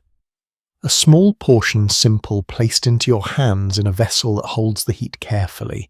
You wrap your fingers around it. Immediately you feel the warmth, not intense, but steady. It seeps into your hands, easing the remaining chill in your fingers. You bring it closer, watching the faint steam rise, then take a small, careful sip. The heat spreads slowly across your mouth, then deeper, into your chest. You pause, letting the warmth settle. A lesser-known detail from ancient life suggests that warm liquids, including diluted wine or herbal infusions, were commonly consumed not only for nourishment, but to create an internal sense of warmth during colder evenings. You take another sip. The effect builds gradually. Your body responds from within now, not only from the outside. You feel it in your chest, in your stomach, a quiet expansion of warmth that complements the heat around you. You settle back slightly, holding the vessel close, allowing it to continue warming your hands between each sip. Nearby others do the same. No one rushes. Each movement is slow measured, as if preserving not only the food but the warmth it carries. You notice how the air near the pot feels slightly different, more humid, less dry than the rest of the room. The combination of fire and food creates a layered environment, each element contributing in its own way. Scholars continue to examine how diet and seasonal habits intersected in ancient societies, particularly how food preparation adapted to environmental needs. As you sit here, the connection feels immediate and practical. Warm food is not just nourishment, it is part of survival. You take another slow sip. The warmth lingers longer. Until now. You feel it settle into your core, supporting the heat held by your clothing and the fire. You shift your cloak slightly, adjusting it around your shoulders, but now it feels less necessary. The warmth inside you reinforces what surrounds you. Another small unexpected detail comes to mind. In some cases, communal meals taken near the hearth also serve to keep the fire active, extending the period of heat in the room while people gathered together. You glance toward the fire. It continues to burn steadily, sustained a source. Not only by wood, but by the rhythm of activity around it. You finish the last of the warm liquid slowly, then lower the vessel, holding it a moment longer to absorb the remaining heat. Your hands feel relaxed now, loose, comfortable. You place the vessel aside, then draw your hands back beneath your cloak, preserving the warmth you've gained. You take a slow breath. In, the air feels balanced. Out, your body settles deeper. The combination is complete. Fire, clothing, shared space, warm food. Each one supports the others. None is enough on its own. You shift slightly, returning to a more restful position, your body now more evenly warmed than before. Your feet feel stable. Your hands are no longer cold. Your chest carries a gentle heat that spreads outward. You listen again. The room is quieter now. Movement has slowed. The fire continues. Breathing remains steady. You close your eyes briefly, then open them again, letting your awareness rest softly on the warmth within and around you. There is no urgency now, no need to adjust. Everything is balanced. And as you lie there, your body warmed not only by the fire, but by what you have taken in, you begin to understand something simple and deeply reassuring. Warmth is not only something you surround yourself with, it is something you carry inside, and when it is supported from both within and without, even the quiet cold of night begins to feel manageable. You remain settled in that layered warmth, your body calm, your breath slow, and after some time your attention drifts again, this time toward your skin itself, the surface of you. You become aware of it in a quiet, almost distant way at first. The way the air brushes lightly against your face, the way your hands, now warmer, feel less tense. The way your neck, partly exposed, still carries a trace of coolness that lingers at the edges. Then you notice something else, a faint sheen, not sweat, something softer. You lift your hand slightly, running your fingers along your forearm. The sensation is smooth, almost subtle, but present enough that you pause. Oil. A broadly supported historical insight indicates that olive oil played an essential role in daily Greek life, used not only for food and light, but also applied to the body for skin care and protection. As you sit there, you begin to understand how this simple substance might interact with the cold. You rub your fingers together gently. The texture is light, not thick, but enough to create a thin layer across the skin. You bring your arm closer to your body, noticing how the air feels slightly different where the oil has been applied. Less sharp. Less drying. You take a slow breath. In, the warmth within your clothing remains steady. Out, your skin feels more protected, less exposed to the dryness created by the fire. You realize that the fire does not only warm, it also pulls moisture from the air, leaving your skin vulnerable to dryness, to cracking, to discomfort over time. The oil changes that, not by creating warmth directly, but by preserving what is already there. You shift slightly, becoming more aware of how your body holds its own balance. Warmth, moisture, air, each one interacting in small, continuous ways. A curious detail from ancient customs suggests that oiling the body was often part of daily routines, especially after physical activity or bathing, serving both practical and cultural purposes. It was not unusual, it was expected. You imagine, Lily, earlier in the day when the air was warmer, when movement was easier, when oil might have been applied more generously, absorbed slowly into the skin under the sun. Now in the cooler night, its presence feels different. Subtle, protective. You adjust your cloak slightly, noticing how the fabric moves smoothly over your skin where the oil has been absorbed. There is less friction, less irritation. You take another slow breath. Your body feels balanced, balanced. Not overly dry, not overly warm. Maintained. Scholarly discussions continue around the extent to which practices like oiling the skin had practical benefits in regulating body temperature, or whether they were primarily cultural and aesthetic. As you sit here, the answer feels less important than the experience itself. It helps, even if only slightly. And in this environment, slight improvements matter. You lift your hand again, pressing it lightly against your neck, then lowering it.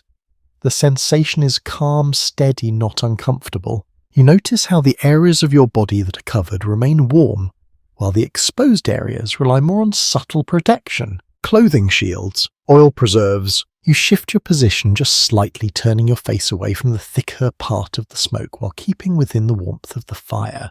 The air moves gently across your skin, and this time it does not feel as harsh. Another small and unexpected detail comes to mind.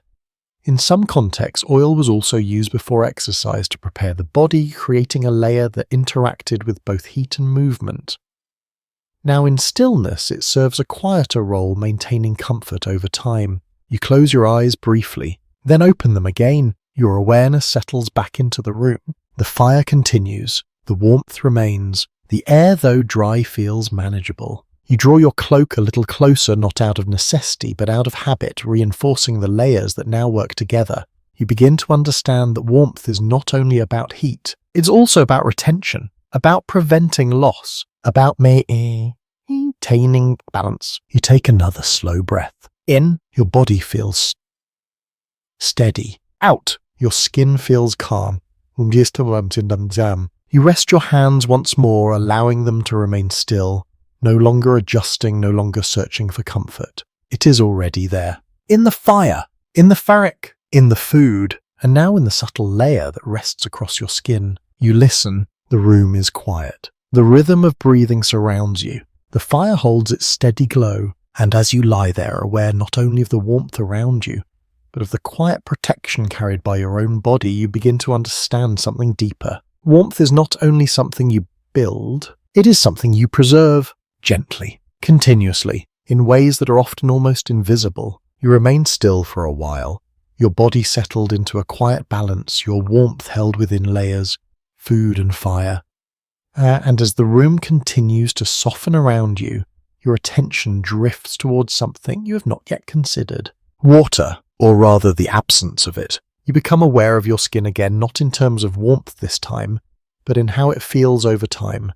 Slightly dry in places, calm in others, untouched by any recent washing. You think back. When was the last time you felt cold water against your skin? The answer feels distant, not forgotten, but postponed. A broadly supported observation about ancient daily routines indicates that bathing frequency often changed with the seasons, especially in cooler periods when exposure to cold water could be uncomfortable or even risky. As you lie here, the reasoning becomes clear. Water cools rapidly, and in this environment that is something you avoid unless necessary. You shift slightly, pulling your cloak closer, feeling the warmth return immediately where your skin is covered. The contrast reminds you how quickly heat can be lost when the body is exposed. You imagine stepping outside, removing your layers and pouring cold water over your skin. The thought alone makes your body tighten. Your shoulders lift slightly.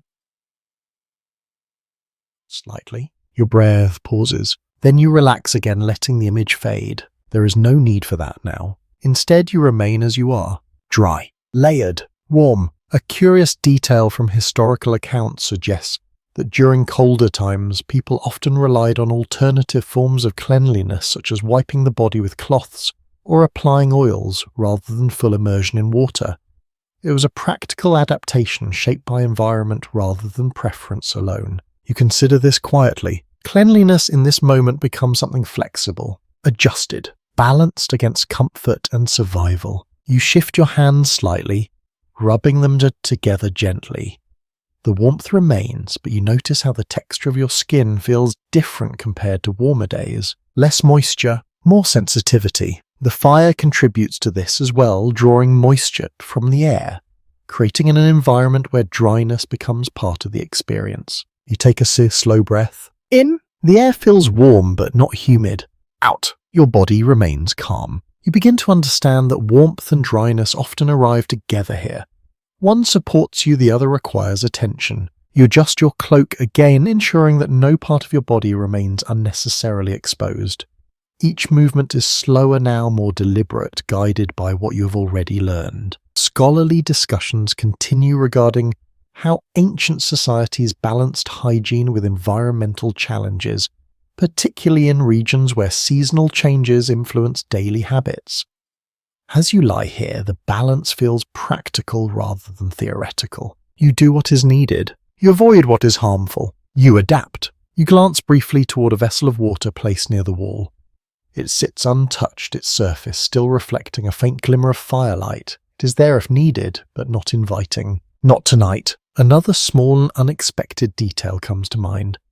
In some cases, warm water might be used sparingly heated near the hearth for limited washing, allowing for cleanliness without exposing the body to the full shock of cold. You imagine dipping a cloth into slightly warmed water, pressing it gently against your skin, then quickly drying and covering yourself again. Controlled, careful. You shift your shoulders slightly, feeling the fabric move smoothly across your skin, aided by the oil applied earlier. The combination of oil and limited washing creates a balance that maintains comfort without sacrificing warmth. You take another slow breath. Your body feels stable. Not overly not uncomfortable, maintained. You realize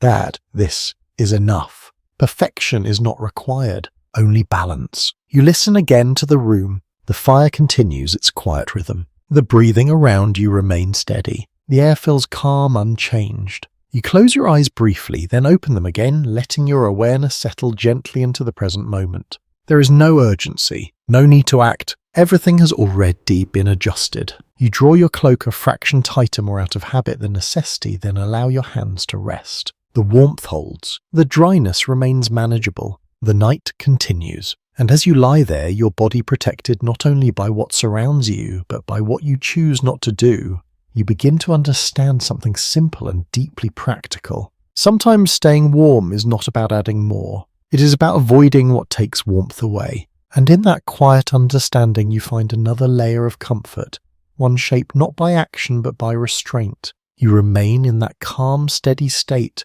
your body held in warmth, your breath slow and even. And after a while your awareness drifts again, this time beyond the house, beyond the quiet circle of the hearth, toward another place where warmth is found. Not here, but nearby. You imagine stepping outside again, the door opening with a soft shift of air, the cooler night pressing gently against your face.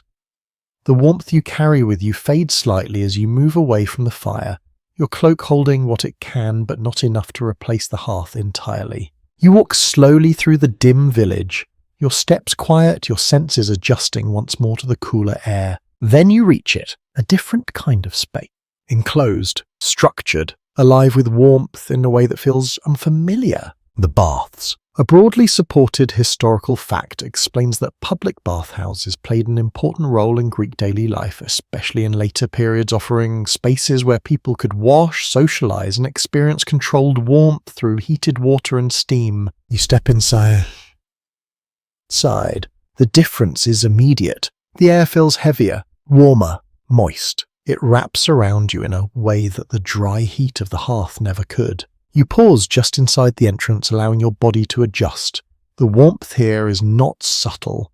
It is present surrounding you, fully reaching your skin from all directions. You take a slow breath in. The air carries moisture, softening your skin, easing the dryness you felt earlier. Out. Your body responds, relaxing in a different way. You move further inside, noticing how the space is arranged. Stone surfaces smooth from use, pools of water reflecting the light, steam rising below, blurring the edges of the room. This warmth is sustained differently, not by fire alone, but by water, by enclosed space, by design. A curious detail from ancient practices suggests that different rooms within bath complexes could vary in temperature, allowing people to move gradually from cooler to warmer environments. It was a controlled experience, a progression rather than a sudden shift. You imagine stepping into warmer and warmer spaces, your body adjusting step by step, never shocked, never overwhelmed. You move closer to the source of heat, feeling the difference deepen. Your skin softens, your breathing changes, the dryness disappears. You realize how different this feels from the hearth. Their warmth is focused, directional. Here it is surrounding, complete. Scholars continue to examine how widely accessible such bathing facilities were, and whether they were used regularly during colder periods or reserved for specific routines. As you stand here, it feels like a place of both necessity and relief. Not essential for survival in the same way as the hearth, but deeply comforting. You imagine lowering your hand into warm water, feeling the heat spread instantly through your skin. The contrast with the cold outside would be striking, almost overwhelming at first, then soothing. You close your eyes briefly, letting the imagined sensation settle. Warmth from water, warmth from air, warmth that reaches every part of you at once. Another small and unexpected detail comes to mind. Bathing was not only about cleanliness, but also about social interaction, a shared experience where people gathered, spoke and relaxed together. You picture voices echoing softly in the space, not loud, not urgent, but present, blending with the sound of water and the movement of steam. It is a different kind of gathering, not centered around fire, but around warmth itself. You take another slow breath. In, the air feels full. Out. Your body feels open. You begin to understand that this place offers something the hearth cannot. Complete immersion in warmth. Not partial, not layered, but whole, and yet you also sense its limits. This is not where you remain all night. This is not where you sleep. This warmth is temporary, a transition. You imagine stepping back outside after this experience, the cool air meeting your skin again, sharper now by contrast. You would move quickly, then returning to the shelter of your home, carrying the memory of warmth within you. You shift your awareness back to the present, back to where you lie near the hearth. The imagined warmth fades, replaced once more by the steady, contained heat of the fire. It feels different now, less intense. Intense, but more sustainable. You understand that both forms of warmth have their place once around. And you completely, but the other supports you steadily over time. You adjust your cloak slightly, returning fully to the quiet rhythm of the room. The fire continues. The air remains calm. Your body stays warm. And as you lie there, aware of both the warmth you have and the warmth that exists beyond your immediate space, you begin to understand something more nuanced. Warmth is not a single experience. It comes in different forms, some that comfort you deeply, some that sustain you quietly. And knowing the difference allows you to endure the cold with greater ease. You settle back fully into the space around the hearth, the imagined warmth of the baths fading into memory, replaced once again by the steady contained heat that surrounds you here. Your body feels balanced, your breath slow, your awareness calm. And then gradually you begin to notice something else, a different kind of warmth, subtle, alive, close. You shift slightly, becoming more aware of the presence beside you. Not just the outline of another body, but the heat it gives off. It is softer than the fire, less intense, but more constant. You pause, allowing yourself to feel it, a gentle warmth pressing lightly against your side. You realize that it is not only people who contribute to this shared heat. You listen more closely. There is a faint sound you had not focused on before, a slow movement, a soft exhale. You open your eyes, slightly letting them adjust to the dim glow, and your gaze settles toward the edge of the room. There, just beyond the main circle, are animals. Quiet, still, present. A widely supported understanding of rural life in ancient Greece suggests that animals were often kept close to human living spaces, particularly in smaller or more practical dwellings. As you observe, it becomes clear that this arrangement serves more than one purpose. The animals provide warmth. You watch their subtle movements, a shift of weight, a slow breath, the rise and fall of their bodies. Each one releases heat into the surrounding air, contributing in small but meaningful ways to the overall temperature of the room. You feel it again more clearly now. The warmth at your side. It is not just the person beside you. It is the entire space filled with living bodies. You draw a slow breath. In, the air feels fuller, not just warm,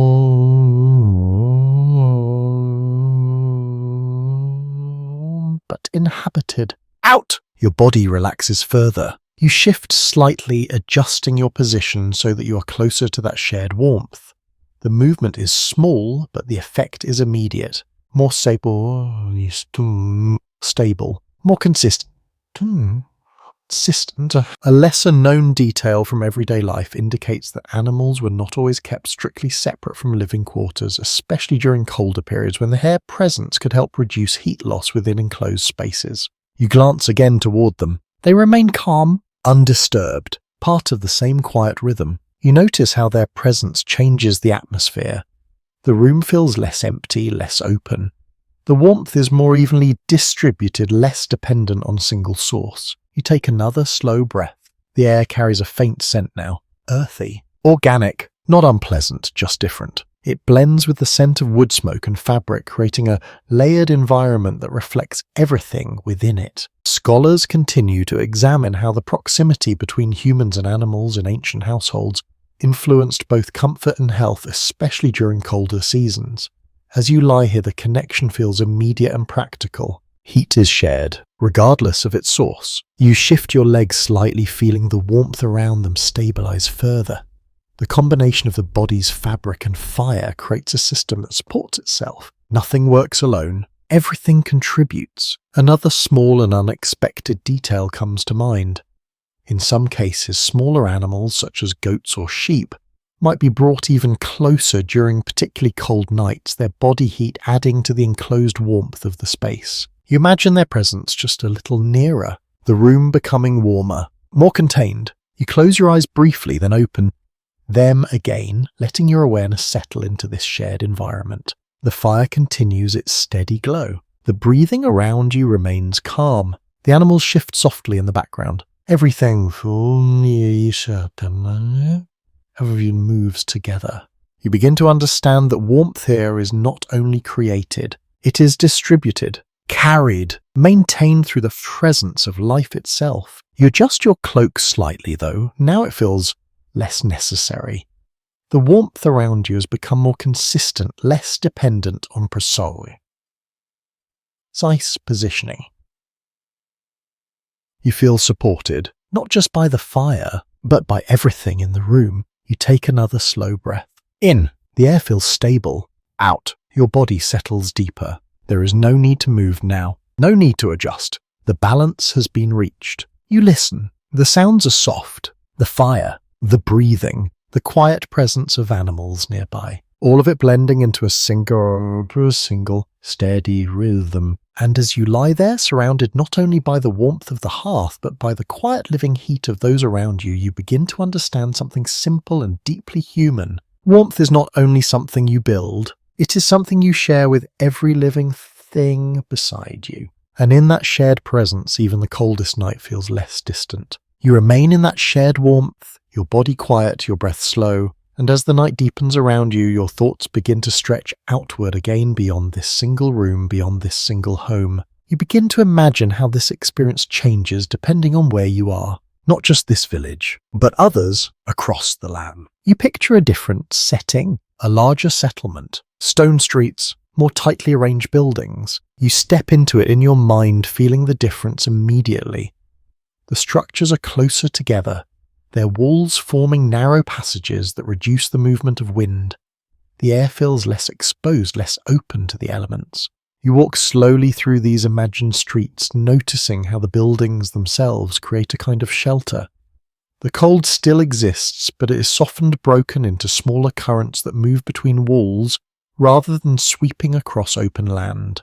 A broadly accepted understanding of ancient Greek settlements reveals that urban environments often provided slightly more protection from weather due to denser construction and shared walls which helped retain warmth more effectively than isolated rural homes. You pause, placing your hand against a wall. It still feels cool, but not as sharply cold as before. The difference is subtle, yet meaningful. You continue walking, your stance steady, your awareness focused on how the environment shapes your experience. You notice fewer open spaces, fewer gaps where wind can gather strength, more enclosed areas where warmth lingers just a little longer. You take a slow breath. The air feels less harsh, more contained. Then your thoughts shift again. You imagine returning to the countryside, open land, scattered homes, greater distance between structures. The difference is immediate. The wind moves more freely. The cold settles more deeply. You feel it in the spaces between buildings, in the exposed paths, in the way the air flows without obstruction. You understand now that the same temperature can feel very different depending on where you stand. A lesser-known observation from settlement patterns suggests that rural households often faced greater exposure to environmental conditions requiring more direct adaptation to wind and cold compared to their urban counterparts. You shift slightly in your resting position, your body responding to the imagined contrast. Closer, more protected, or more exposed. You feel the importance of placement. You glance around the room again, returning to your present surroundings. The walls, the hearth, the gathered bodies, all of it working together to reduce that exposure. You take another slow breath. In. The air remains steady. Out. Your body relaxes further. Scholars continue to discuss how differences in wealth, location, and architecture influenced daily comfort across ancient Greek communities, especially during seasonal changes. As you reflect, it becomes clear that no single experience defines winter. It changes from place to place, from home to home. You imagine a wealthier household, thicker walls, better positioned rooms, more resources, perhaps more wood, more fabric. You imagine the warmth there, more stable, more controlled. Then you return again to a simpler home, less material, more reliance on shared heat, more careful use of resources. You realize that warmth is not evenly distributed across society. It depends on what you have, what you can gather, what you can build. Another small and unexpected detail comes to mind. In some urban areas, shared walls between homes not only reduced exposure to wind, but also allowed warmth from one household to subtly influence another, creating a quiet exchange of heat through structure alone. You imagine that now. One fire, another fire. Walls between them holding and transferring warmth in small, almost invisible ways. You shift your shoulders slightly, settling deeper into your cloak. Your own space feels sufficient, not abundant, but enough. You listen again to the room. The fire continues. The breathing remains calm. The presence of others surrounds you. Everything feels balanced. You close your eyes briefly, then open them again, letting your awareness settle back into the present. You no longer feel the need to imagine other places. You understand them now, their differences, their challenges, their advantages, and you return fully to where you are, your body warm, your position staying. Your environment supporting you. You take another slow breath. In. The warmth holds. Out. The cold remains outside. And as you lie there aware of how location, structure, and community shape the experience of winter, you begin to understand something quietly important. Warmth is not only about what you do, it is also about where you are. And in choosing or adapting to that place, you shape how the cold reaches you. You remain settled in your place, your body wrapped in warmth, your breath slow and even. And as the quiet of the night deepens, your thoughts begin to shift again. This time not toward the land or the house, but toward something less visible. Difference. You begin to notice it in small ways. At first it is subtle. The thickness of a cloak, the number of layers beneath it, the amount of wood stacked near the wall. You open your eyes slightly, letting them adjust to the dim glow and observe more carefully. Some coverings look heavier, more substantial. Others appear thinner, worn adjusted more frequently as if they require constant attention. A widely recognized aspect of ancient society shows that wealth influenced access to resources such as quality textiles, fuel, and housing, all of which affected how comfortably people endured colder seasons. You feel this difference even here in a space that is shared. You notice how some individuals lie slightly closer to the fire, not by chance, but by quiet understanding of their place within the household. Others remain just a little further away. Not excluded, but positioned differently. You shift slightly, becoming more aware of your own position. Close enough, supported. You take a slow breath. In, the warmth remains steady. Out, your body relaxes. You imagine another home, larger, better supplied. More wood stacked neatly, more layers available. You imagine the fire there burning longer, stronger, requiring less careful rationing. The warmth would feel more constant, less fragile. Then your thoughts shift again. A smaller home, fewer resources, less wood, less wood. Thinner coverings. You imagine the fire burning lower, fading earlier, requiring more careful management. The cold would feel closer, more persistent. A lesser-known observation suggests that access to fuel and textiles could vary significantly between households, shaping not only comfort but among the daily routine.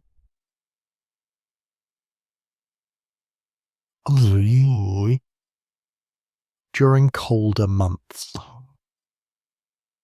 You feel the weight of that difference. Not dramatic, but constant. You glance toward the woodpile again. Each piece represents time, effort, access. You understand now that warmth is not only something you create, it is something you can afford. Scholars continue to explore how economic differences influence daily life in ancient communities, particularly in how household adapted to seasonal challenges. As you lie here, the idea becomes tangible, not abstract, not distant, real. You notice how carefully the fire is maintained. No excess wood is added. No flame is allowed to grow too large. Everything is measured, balanced. You realize that this is not only about knowledge, it is about limitation. You shift your cloak slightly and feeling its weight, its thickness, its ability to hold warmth. You imagine a thinner version, less effective, requiring more adjustment, more reliance on the fire, more exposure to cold. Another small detail comes to mind. Some individuals may have owned multiple layers or higher quality garments, allowing them to adapt more easily to changing temperatures, while others relied on fewer, more versatile pieces. You glance around again, noticing the variations. Subtle, but present. You take another slow breath. In, the warmth holds. Out, your body settles deeper. Despite the differences, there is still something shared. The fire, the space, the presence of others. These elements bring a kind of balance even when resources are uneven. You begin to understand that community itself acts as a form of insulation. Not perfect, but meaningful. You shift slightly, allowing your body to rest more fully. The warmth around you remains stable. The differences remain, but they do not overwhelm the moment. You close your eyes briefly, then open them again, letting your awareness soften. There is no tension here. No visible conflict. Only quiet adaptation, each person working within what they have. You listen. The fire continues. The breathing remains steady. The night holds its calm. And as you lie there, aware of the subtle differences that shape comfort and survival, you begin to understand something important. Warmth is not experienced equally, but it is shared where it can be. And even small advantages can make a difference that is felt with every breath. You remain still, your body held in a quiet balance of warmth and rest. And as your breathing settles deeper, your attention begins to drift again, this time toward a different kind of space. Not the home, not the hearth, but something beyond daily living. You imagine stepping once more into the night, your cloak drawn close. The warmth you carry with you fading slightly as the cooler air surrounds you again, and the village is quieter now, the sound softened, the movement nearly gone. You walk slowly, your steps measured, your awareness steady. Ahead, a structure rises, larger, more open, different from the homes around it. You approach it with a sense of calm curiosity. A temple. You pause at its entrance, feeling the air shift as you move inside. It is not warm in the same way as the hearth, but there is a stillness here that feels distinct, almost protective. You step further in. The space is wider, the ceiling higher, the air less confined, and yet near the centre you notice something familiar. A flame. A sacred fire. A commonly acknowledged aspect of ancient Greek religious life is the importance of fire within temples, particularly those dedicated to Hestia, the goddess of the hearth. These fires are often maintained continuously, symbolizing stability, community, and continuity. You move closer, feeling the gentle warmth it provides. It is not as strong as a household hearth, not meant for comfort alone, but it is present, steady. You sit nearby your body, relaxing slightly as the warmth reaches you. The air here feels different, less smoky, more open. The flame burns cleanly, its light steady, casting a calm glow across the stone surfaces. You take a slow breath. In. The air feels lighter. Out. Your body settles. You realize that this warmth is not purely practical. It carries meaning. It then carries meaning. A curious detail from ancient tradition suggests that the sacred fire of Hestia was never allowed to go out, representing the life of the community itself. If it were extinguished, it was considered a serious disruption requiring careful ritual to restore. You watch the flame. It moves gently without urgency, as if it has always been there and always will be. You feel a quiet sense of reassurance, not because it is warm enough to sustain you through the night, but because it represents something stable, something continuous. Scholars have long examined the role of communal and sacred spaces in shaping emotional and psychological comfort, especially during challenging seasons. As you sit here, that idea feels immediate. This warmth is not only physical, it is symbolic. You shift slightly, adjusting your cloak, feeling the familiar layers around you.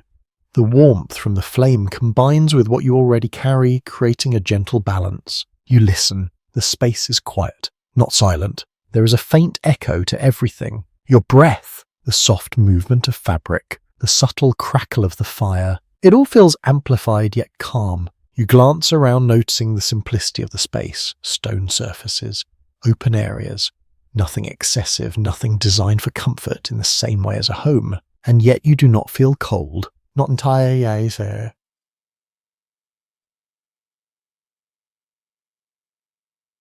Yeah, the presence of the flame changes that. Another small and unexpected detail comes to mind. In some cases, public or sacred fires could serve as points of gathering during colder periods, offering a place where people might briefly share warmth outside their homes. You imagine others entering this space, sitting quietly, warming their hands, not speaking much. Just being present. You take another slow breath. In. The warmth feels gentle. Out. Your body remains calm. You begin to understand that warmth here is not about survival. It's about connection. To place. To tradition. To something larger than yourself. You shift your position slightly, then allow yourself to rest again. The flame continues its steady movement. The light remains soft. The air holds its quiet stillness. After a while, you rise slowly, your body adjusting as you step away from the warmth of the fire. The difference is noticeable, but not sharp. You have been warmed enough, carried enough. You move back toward the entrance, stepping once more into the cooler night air.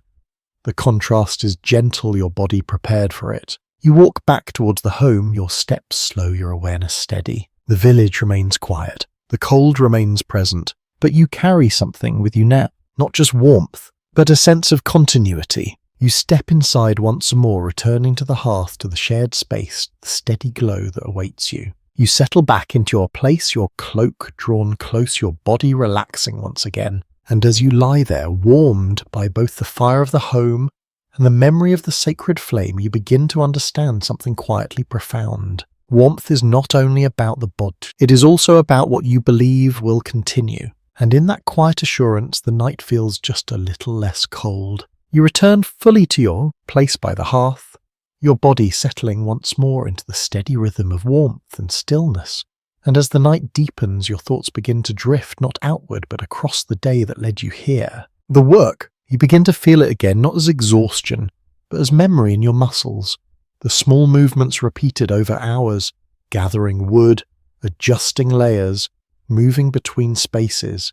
each action shaped by the cold in ways that are easy to overlook until you stop and notice. You shift your shoulders slightly, feeling the quiet echo of that effort. A broadly accepted understanding of daily life in ancient Greece suggests that winter did not stop work, but it changed how it was done.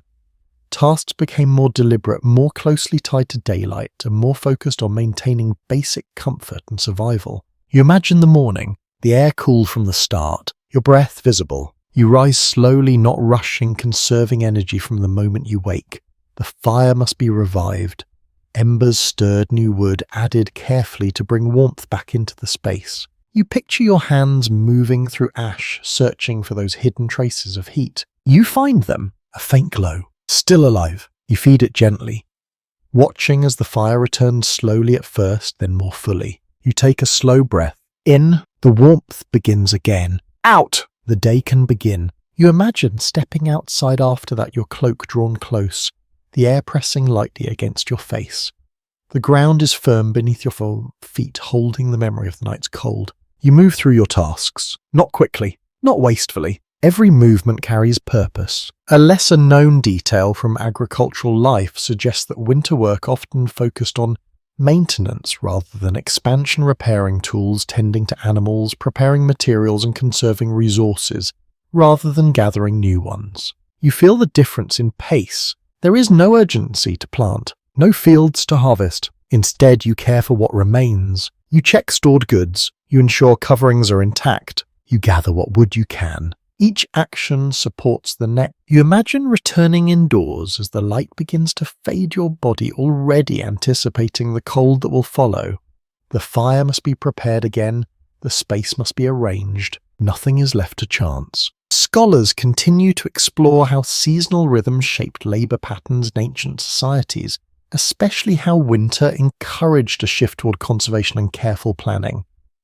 As you reflect, the pattern feels natural. You do less, but you do it more carefully. You shift slightly, feeling your body respond to the memory of that rhythm. Even now, as you lie still, you sense the importance of conserving energy, not moving unnecessarily, not exposing yourself to cold without reason. Another small and unexpected detail comes to mind.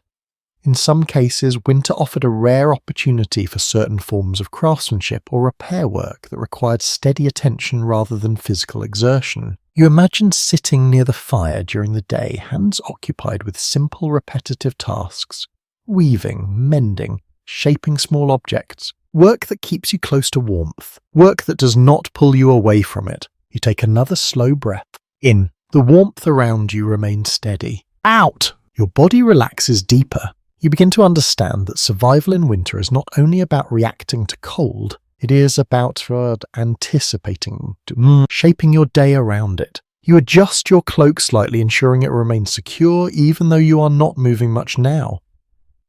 The habit continues, shaped by hours of small corrections. You listen. The fire continues its quiet crackle. The breathing around you remains slow and even. The night holds steady. You close your eyes briefly, then open them again, letting your awareness settle gently into the present. The work of the day is complete. The fire is stable. The warmth is held. There is nothing left to do. And as you lie there, your body resting after a day shaped entirely by the quiet presence of cold, you begin to understand something simple and deeply practical. Winter does not demand constant effort. It demands careful effort, measured, balanced, repeated. And in that rhythm you find not only survival, but a kind of calm that carries you gently into the night. You remain resting in that quiet balance, your body still, your warmth steady.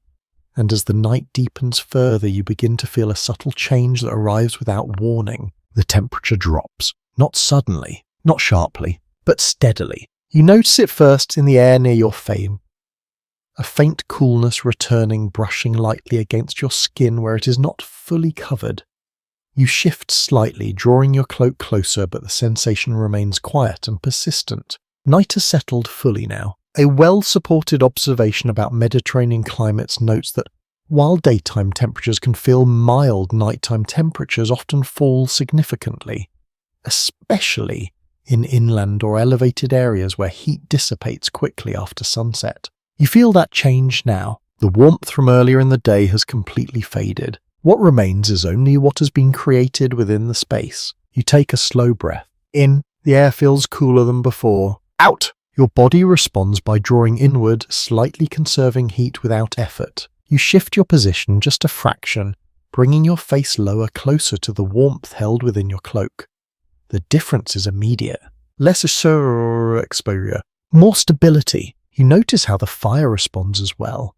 Its flames are smaller now, more contained, relying on the embers beneath rather than the larger logs that burned earlier. The warmth it gives is gentler, more focused. You understand that this is the time when the balance becomes most important. Not enough heat and the cold will return. Too much and the wood will be gone before morning. You watch as a piece of wood is added carefully, not large, not excessive. Just enough to sustain the fire through the next stretch of night. The flame responds slowly, growing slightly, then settling again. A curious detail from practical experience suggests that maintaining a fire overnight required careful timing, adding fuel in small amounts to keep embers alive without wasting precious resources. You see that now? It is not about creating a large flame. It's about preserving a steady one. You shift your legs slightly, ensuring they remain covered, your feet still tucked beneath layers. The ground beneath you feels cooler now, the warmth from earlier reduced. You press your body closer to the shared space, feeling the heat from others remain consistent even as the air cools. Scholars continue to discuss how ancient households managed nighttime temperature drops, especially in homes without insulation where maintaining warmth required constant attention to both fire and positioning. You feel that attention now even in stillness. Your body makes small adjustments. Your breath slows further. Your movements become minimal. Another small and unexpected detail comes to mind. Some people may have awakened briefly during the night to tend the fire, ensuring that it did not fade completely before morning. You imagine that moment.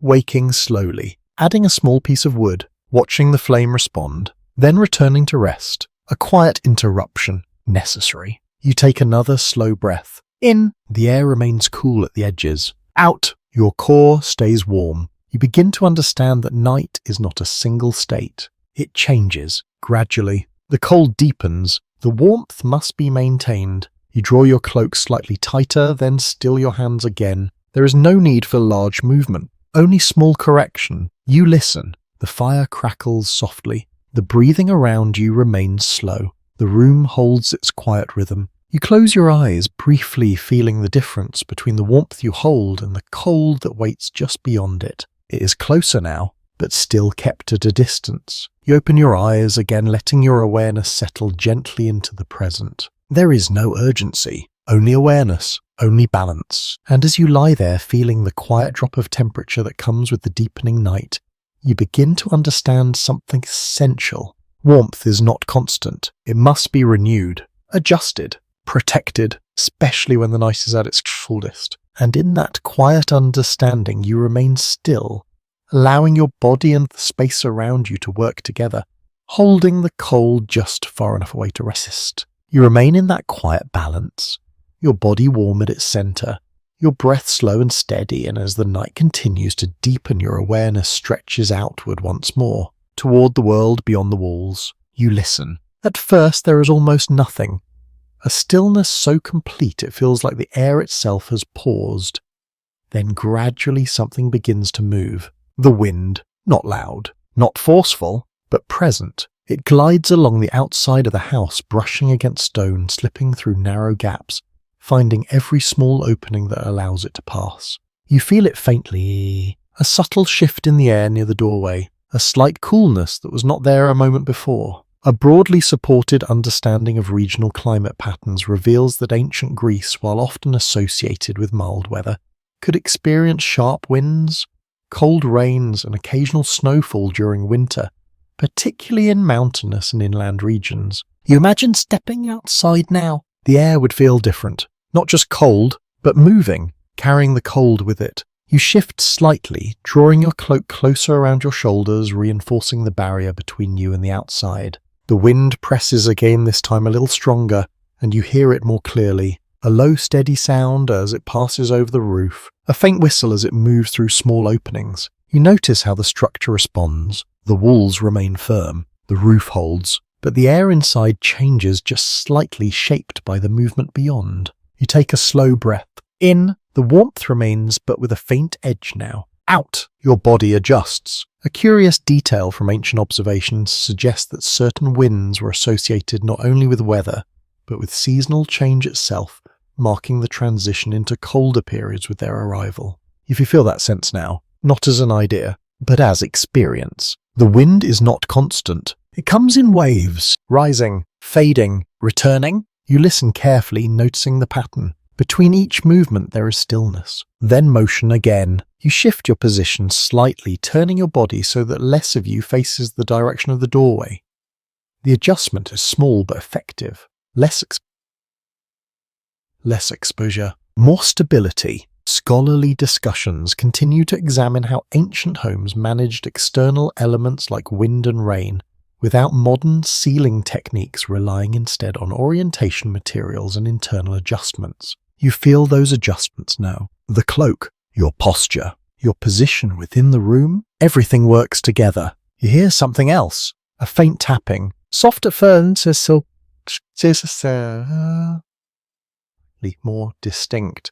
Rain, light, scattered. You imagine it striking the roof, small droplets landing, spreading, then disappearing. The sound is gentle, rhythmic. It blends with the crackle of the fire, creating a layered soundscape that feels almost soothing. You take another slow breath. In, the air feels slightly heavier now. Out, your body remains calm. Another small and unexpected detail comes to mind.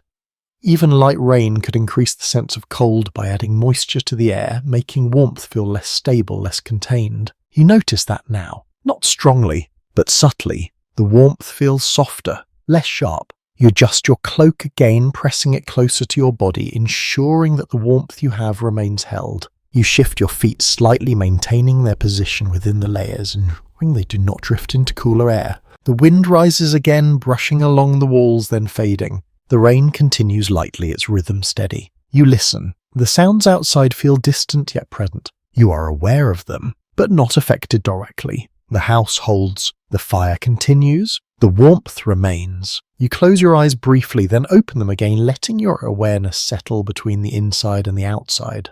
You understand now that the cold is not a single force. It moves, changes, arrives in different forms. Wind, rain, air, each one interacting with your space in subtle ways. You take another slow breath. In, your body remains warm. Out, the cold stays outside. And as you lie there listening to the quiet movement of wind and the gentle rhythm of rain beyond the walls, you begin to understand something quietly reassuring. Even when the world outside shifts and changes, the warmth you have created can remain steady, as long as you protect it, as long as you maintain it. And in that quiet awareness, the sounds of the night become less threatening, more distant, almost comforting as they carry you deeper into rest. You remain lying in that steady warmth, the sound of wind and light rain fading into the background, and after a while your thoughts begin to drift towards something different. Not survival, not cold, but moments when the rhythm changes. You imagine a different night, still winter, still cold, but not quiet in the same way. There is movement, soft voices, a gentle rise in sound that carries warmth of a different kind. You picture the village gathered, not all but enough, drawn together by something shared, a modest celebration, a seasonal observance, a reason to gather closer than usual. A broadly supported historical understanding shows that ancient Greek communities observed various festivals and rituals throughout the year, some of which took place during the colder months, bringing people together in shared activity and offering moments of relief from daily hardship. You step into that imagined space. The fire is larger now, not just a household hearth, but something more communal. Its light reaches further. Its warmth spreads wider. You feel it immediately, not only on your skin, but in the atmosphere itself. You move closer, joining the others, your cloak still wrapped around you, but now supplemented by the presence of many bodies gathered together. The warmth grows, not sharply, but collectively. You hear quiet conversation, soft laughter, nothing loud, nothing overwhelming, just enough to shift the mood. A curious detail from ancient tradition suggests that many festivals involved food, music, and shared rituals, all of which naturally brought people into closer proximity. increasing both social connection and physical warmth. You sit among them. Your body responds differently now, more relaxed, more open. The cold still exists at the edges, but it feels further away. You take a slow breath. In, the air carries warmth from the fire and the people around you. Out, your body settles. You notice how movement continues even if gently. Someone adjusts a pot. Another shifts closer to the fire. A hand passes something warm. Each action adds to the overall sense of life within the space. Scholars have explored how communal gatherings during colder periods may have played a role not only in cultural expression but also in maintaining physical well-being through shared warmth and activity. As you sit there, the connection feels clear. Warmth is amplified when shared in larger numbers. You glance around, observing the layers of fabric, the cloaks drawn close the way people sit nearer to one another than they might during warmer times. The arrangement is not random, it is shaped by You feel the difference in your own body. The warmth reaches you more easily, more evenly. You do not need to adjust your cloak as often. You do not need to shift your position as carefully. The environment supports you. Another small and unexpected detail comes to mind. Some gatherings may have included light movement or rhythmic activity, not vigorous but enough to generate additional body heat and maintain comfort. You imagine that now. Subtle movement, hands clapping softly, bodies shifting in time with quiet sound. Nothing intense, but enough to keep warmth circulating. You take another slow breath. In, the air feels alive. Out, your body responds with ease. You realize that this is a different kind of warmth. Not controlled, not measured, but expanded, shared across many. You feel a quiet sense of connection not only to those around you but to the rhythm of life that continues even in the cold. The fire burns steadily. Voices remain soft. Soft. The night holds its calm. Eventually the movement begins to slow again. Voices soften further. People settle. The gathering becomes quieter. The warmth remains, but it begins to return to smaller spaces, to individual homes, to the quiet rhythm of rest. You feel that shift. Gradual, gentle. You take one more slow breath. In, the warmth lingers. Out, the stillness returns. You imagine yourself returning once more to your place by the hearth. Your body carrying the warmth of the gathering with you, your cloak holding it close. You settle again into your familiar position. The fire continues. The room is quiet. The night remains. And as you lie there aware of how moments of shared life can expand warmth beyond what any single fire can provide, you begin to understand something simple and deeply human. Warmth is not only built through effort, it can also grow through connection. And in those shared moments, even winter feels softer. You settle back into the quieter space of the room, the echo of shared voices fading, the warmth returning to its smaller, steadier form. The fire continues its soft glow, your cloak remains close, your body held in balance. And then slowly your attention turns towards something less visible, something that lingers beneath the surface, the body itself. You notice it first in your breathing. It remains slow, steady, but there is a faint heaviness in your chest that was not there earlier.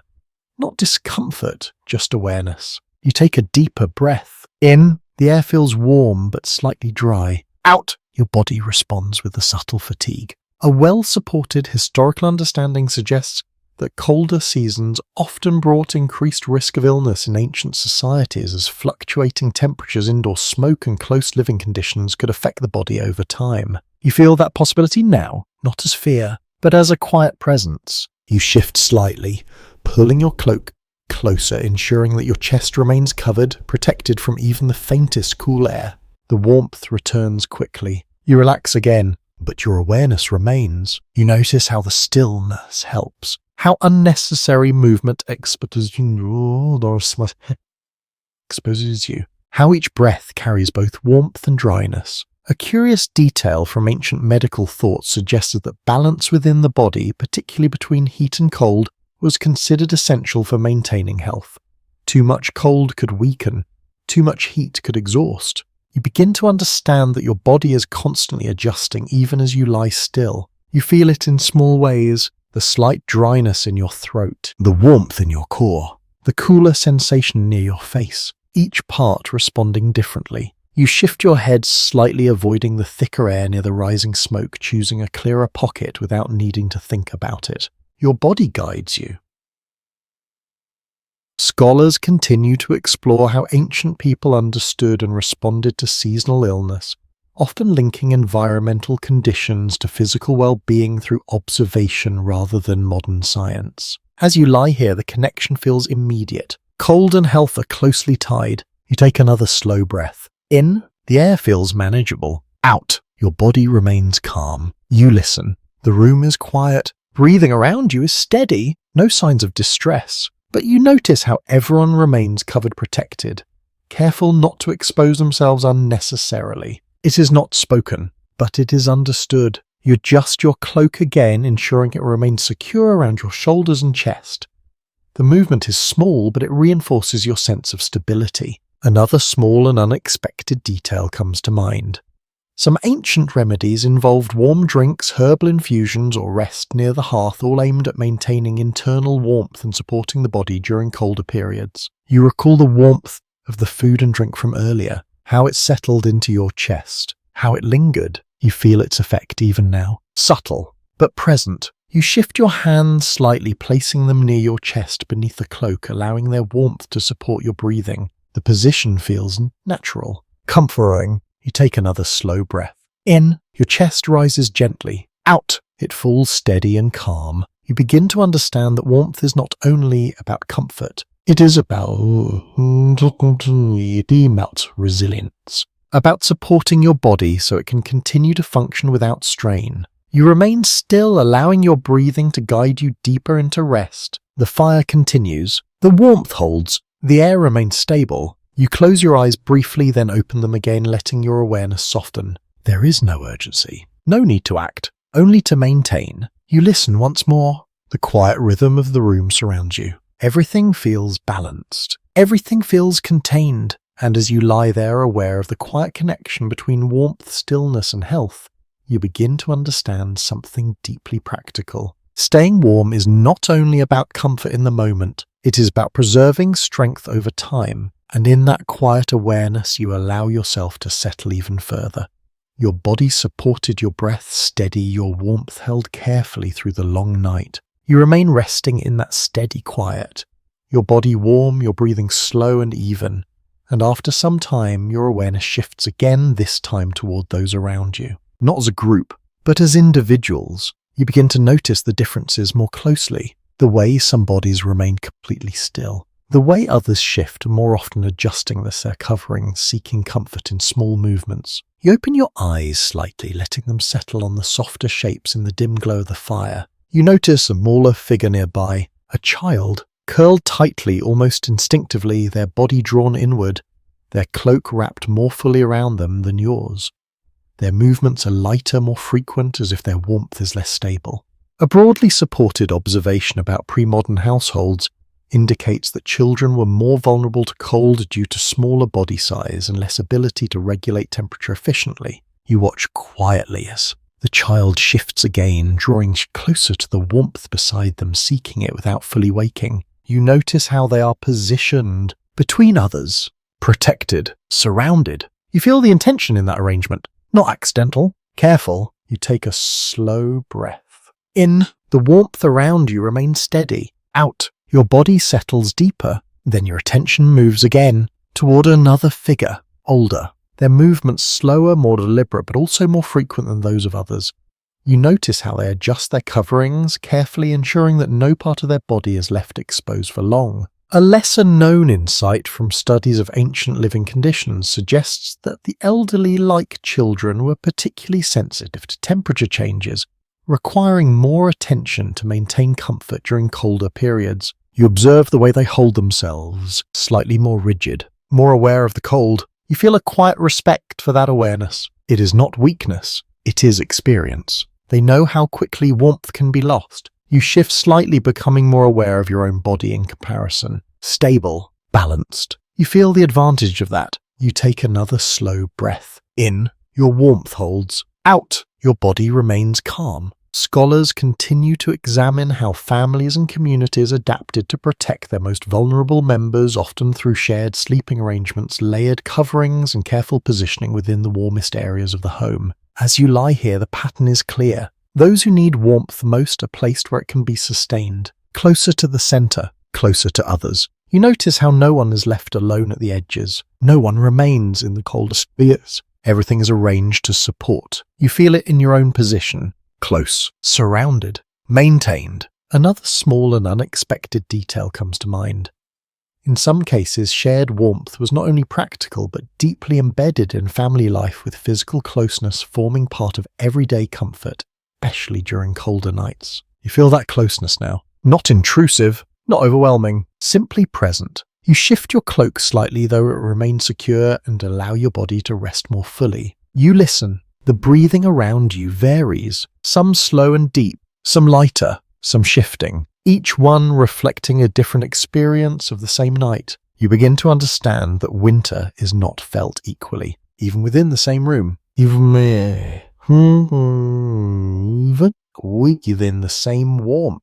Each body responds differently. Each requires something slightly different. You take another slow breath. In, the air feels steady. Out, your body remains calm. You close your eyes briefly, then open them again, letting your awareness soften. The fire continues. The warmth holds. The room remains quiet. And as you lie there, aware of the subtle differences in how each person experiences the cold, you begin to understand something deeply human. Warmth is not only shared, it is adjusted, given where it is needed most. And in that quiet balance, everyone is carried through the night together. You remain in that shared stillness, your body warm, your breath slow, and as the night stretches on, your awareness returns to the space itself. The edges of it, the places where warmth meets cold. You open your eyes slightly and look toward the walls, toward the doorway, toward the small openings where air can pass. Earlier you noticed them without thinking much about them. Now you feel their importance more clearly. They are where warmth escapes. You shift your gaze to a hanging piece of fabric near the doorway. It moves slightly, almost imperceptibly, responding to the faint movement of air from outside. You watch it for a moment. Then you understand. A widely supported observation about ancient domestic practices suggests that simple materials like cloth, straw, or reeds were often used to reduce drafts, helping to conserve heat within enclosed spaces. You notice how that fabric softens the air, not stopping it completely, but slowing it. You feel the difference, subtle, but real. You shift slightly, becoming more aware of your own position relative to these openings. You are not directly in line with them. You are closer to the center where the air feels more stable. This is not accidental. You begin to notice other small adjustments around the room. Bundles of straw placed along the lower edges of walls. Additional cloth tucked into gaps. Simple solutions, quietly effective. A curious detail from everyday life suggests that such improvised insulation methods were common, especially in homes without permanent structural protection against the elements. You imagine the process, feeling the draft, finding the source, blocking it with whatever is available. You take a slow breath. In, the air remains steady. Out, your body relaxes. You realize that these small barriers do not eliminate the cold. They manage it. They slow its movement. They reduce its impact. Scholars continue to examine how people adapted their living spaces seasonally, often making temporary adjustments rather than permanent changes, reflecting both resourcefulness and limitation. As you lie here, that adaptability feels natural. Nothing is fixed. Everything can be adjusted. You shift your cloak slightly, though. Now it feels more like a continuation of the same idea. Your clothing, the fabric at the doorway, the straw along the wall serve the same purpose, to hold warmth in, to keep cold out. You glance again toward the doorway. The fabric moves gently. The air beyond it remains present, but softened. You take another slow breath. In, the warmth holds. Out, the cold stays at the edges. Another small and unexpected detail comes to mind. In some cases, people may have rearranged their sleeping positions during colder nights, moving closer to the most insulated parts of the room, further from openings and drafts. You feel that now. Your position's not random. It is chosen, or learned, over time. You shift slightly, pressing your body more firmly into the shared space, ensuring that No part of you drifts toward the cooler edges. The adjustment is small, but it reinforces the balance. You listen. The fire continues its quiet crackle. The breathing around you remains steady. The room holds its calm. You close your eyes briefly, then open them again, letting your awareness settle gently. The barriers hold. The warmth remains. The night continues. And as you lie there aware of the small, careful adjustments that shape the space around you, you begin to understand something simple and deeply practical. Warmth is not only created, it is protected through small actions, through attention, through the quiet use of whatever is available. And in those small protections, the cold is kept just far enough away to allow rest. You remain settled within that carefully shaped space, your body warm, your cloak secure, the small barriers holding the cold at bay. And as the night stretches further, your awareness begins to soften in a different way. Less focused, more receptive. You listen. At first, there is nothing new. The fire continues its gentle rhythm. The breathing around you remains slow and steady. The faint movement of fabric blends into the stillness. Then gradually you begin to notice the quieter sounds, the ones that only appear when everything else has settled. A faint shift in the wood as it burns.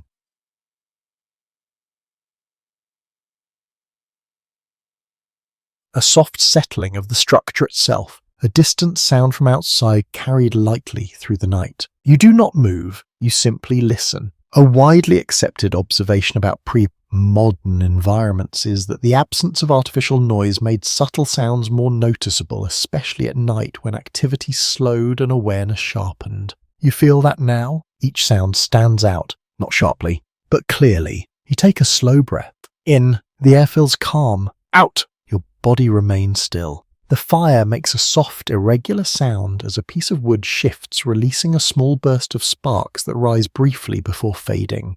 You follow the sound more than the sight, letting it settle into your awareness. You notice the breathing beside you. Slow. Even, then a slight variation, a deeper inhale, a longer exhale. Each person creating their own quiet rhythm within the shared space. A curious detail from observations of human rest suggests that people often experienced lighter, more segmented sleep in pre-modern times, becoming aware of their surroundings between periods of deeper rest. You sense that now. You are not fully asleep, not fully awake. Somewhere in between, your awareness drifts, then returns, then drifts again. You hear a faint sound from outside, perhaps the wind moving across the ground, perhaps something shifting in the distance. It does not disturb you. It simply exists. You shift your head slightly, adjusting your position without opening your eyes fully. The movement is minimal, just enough to maintain comfort. Scholars continue to explore how natural sound environments influence sleep patterns in ancient societies where awareness of surroundings remained part of rest rather than something to be fully shut out. As you lie here, the awareness feels natural. You are not disconnected. You are simply resting within it. You take another slow breath. In, the warmth remains steady. Out, your body relaxes further. Another small and unexpected detail comes to mind. Without artificial light, the gradual fading of firelight would signal deeper stages of night, guiding the body naturally toward rest. You notice that now. The light is softer. Dimmer! The shadows are deeper. The fire no longer commands attention. It supports it quietly. You feel your body responding. Your muscles loosen. Your breathing slows further. Your thoughts become less defined. You listen again. The sounds remain, but they feel further away, less distinct, blending together. The crackle of fire, the rhythm of breath, the faint movement of the night beyond. You no longer separate them. They become one. You shift slightly, then settle again, your body finding a position that requires no further adjustment. Your cloak holds its warmth. The shared space remains stable. The barriers continue their quiet work. You close your eyes more fully now, not forcing sleep, just allowing it. You take another slow breath. In, warmth. Out, stillness. Your awareness softens further. The edges of the room fade. The sounds blur gently. The sense of your own body becomes lighter, less defined. And as you lie there listening to the quiet sounds that carry through the night, you begin to understand something deeply calming. Rest does not come from silence. It comes from balance, from the steady presence of familiar sounds, from the warmth that surrounds you, from the sense that nothing needs to change. And in that quiet balance, you allow yourself to drift further, carried gently by the rhythm of the night. You remain in that softened state, your body quiet, your thoughts drifting gently between awareness and rest. And after a while, your mind begins to move in a different direction. Not outward, not toward the room, but inward, toward reflection. You notice how still everything has become.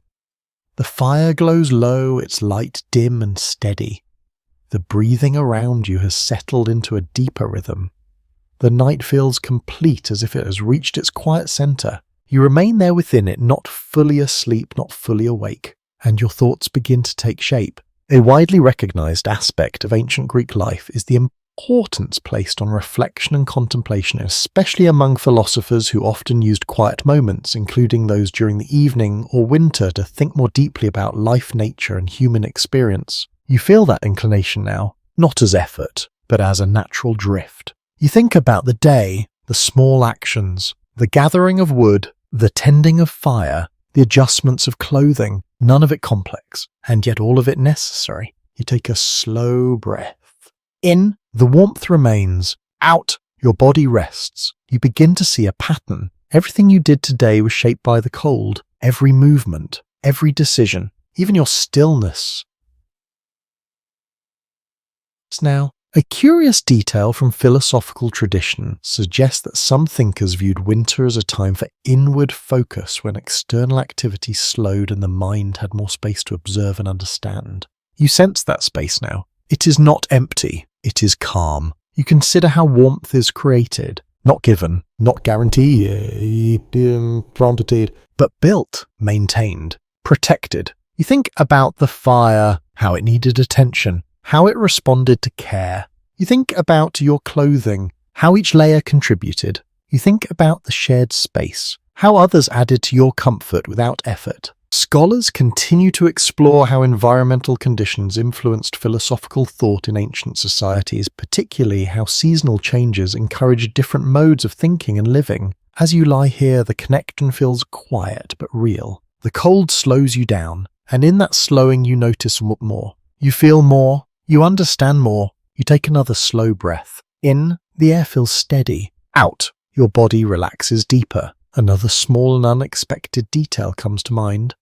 Some philosophical schools emphasized simplicity and adaptation, valuing the ability to live comfortably with minimal resources rather than relying on excess. You consider that, the simplicity of this space, the few elements that sustain you. Fire, fabric, food, presence, nothing more, nothing unnecessary.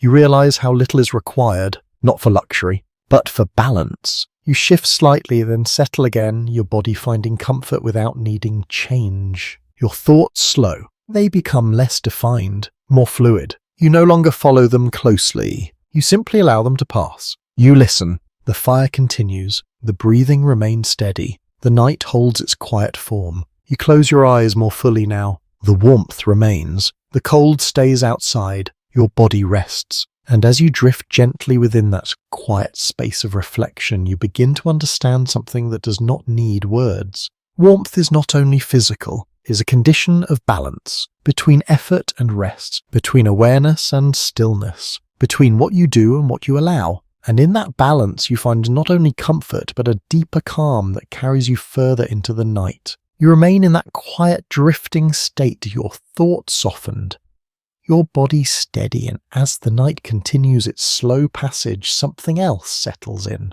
A rhythm. Not new, but clearer now. You begin to sense how everything moves together. The fire, the breath around you, the warmth held in layers, the cold waiting at the edges. None of it is separate. It forms a pattern. You lie still, allowing yourself to feel that pattern without trying to define it. A broadly accepted interpretation of daily life in ancient communities suggests that survival was often built on routine, on repeated actions that became second nature over time. You feel that now, the routine of warmth. Not conscious, not forced, simply known. You think back again, but not to specific moments, to the flow of the day, how each action led to the next, how each choice supported what came after. You take a slow breath. In, your body remains warm. Out, your muscles relax further. You realize nothing here is accidental. Not the placement of the fire, not the layers of clothing, not the closeness of bodies. Everything has been shaped over time,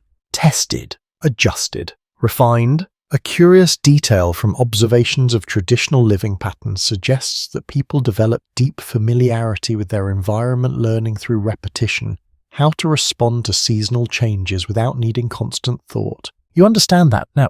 You are no longer reacting to the cold. You are moving with it. You shift slightly, though not because you need to. Just a small adjustment. A natural correction. You feel how easily your body responds, without effort, without hesitation. Scholars continue to examine how habitual knowledge passed through generations allowed communities to adapt to environmental challenges with remarkable consistency. As you lie here, that knowledge feels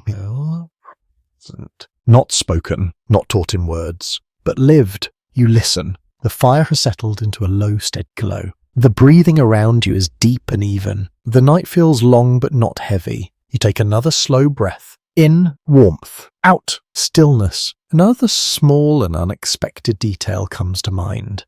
In many traditional settings, the quiet repetition of daily actions created a sense of stability even when external conditions were difficult. You feel that stability now, not because the cold is gone, but because it is understood. You no longer resist it. You work with it. You allow your body to rest within the system that has been created. You close your eyes fully now. The room fades. The sounds soften. The warmth remains. You feel your body becoming lighter, less defined, as if it's settling deeper into the space around it. The rhythm continues. Unbroken. Steady. You no longer track time. You no longer think about what comes next. You simply remain. And as you lie there, carried by the quiet rhythm of warmth and rest, you begin to understand something simple and deeply reassuring. Survival is not always about effort. Sometimes it is about alignment, about moving in harmony with your environment, about trusting the patterns that have been built. And in that quiet alignment, the night passes gently, without strain, without urgency,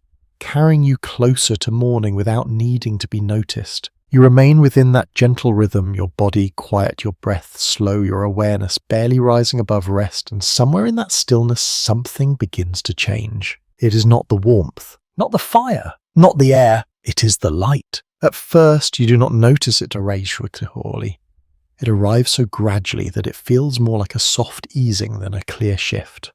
The darkness that surrounded you begins to thin, not disappearing but loosening its hold. You remain still. Your body does not move, but your awareness lifts just slightly. You sense it, the coming of morning. A broadly supported understanding of daily life in ancient Greece reminds us that without artificial lighting, the natural cycle of light and darkness shape both activity and rest, with dawn bringing a quiet return to movement and renewal. You feel that transition now, not as an interruption, but as a continuation. You take a slow breath. In, the air feels slightly different. Cool. But lighter. Out. Your body remains calm. The fire beside you has settled into a bed of glowing embers.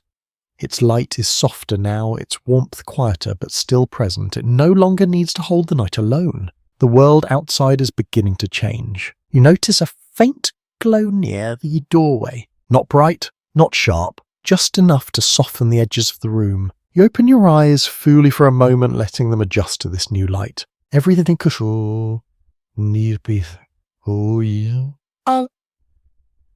looks different, not warmer, but clearer. The shapes of the room become more defined. The forms around you is easier to see. You remain still, allowing the moment to unfold without rushing it. A curious detail from ancient observation suggests that early morning light was often associated with renewal, marking not just the start of a new day, but a return of balance after the stillness of night. You feel that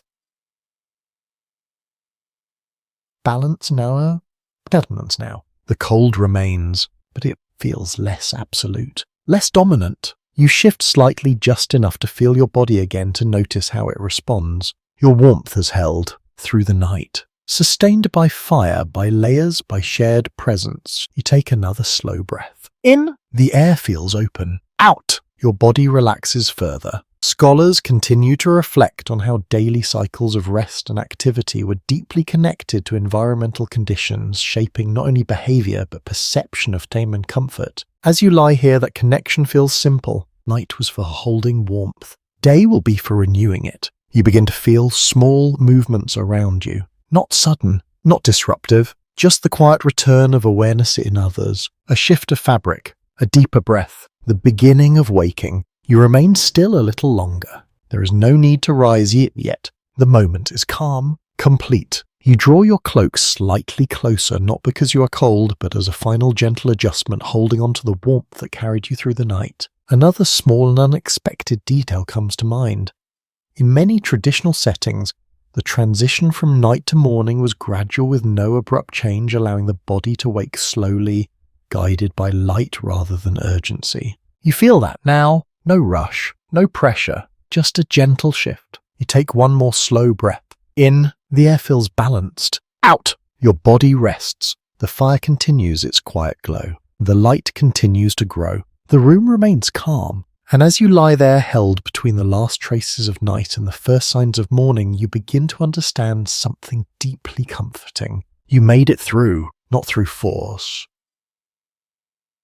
Through force, not through struggle, but through balance, through revolvers, through small actions, through quiet awareness. The cold was present, but it did not overwhelm you. And now as the light returns, you feel the promise of warmth ahead. The day will come, the fire will rise again, the rhythm will continue. You allow your body to settle one final time, your breath slow, your mind quiet, your warmth still held gently within you. The night fades, the light grows, everything seems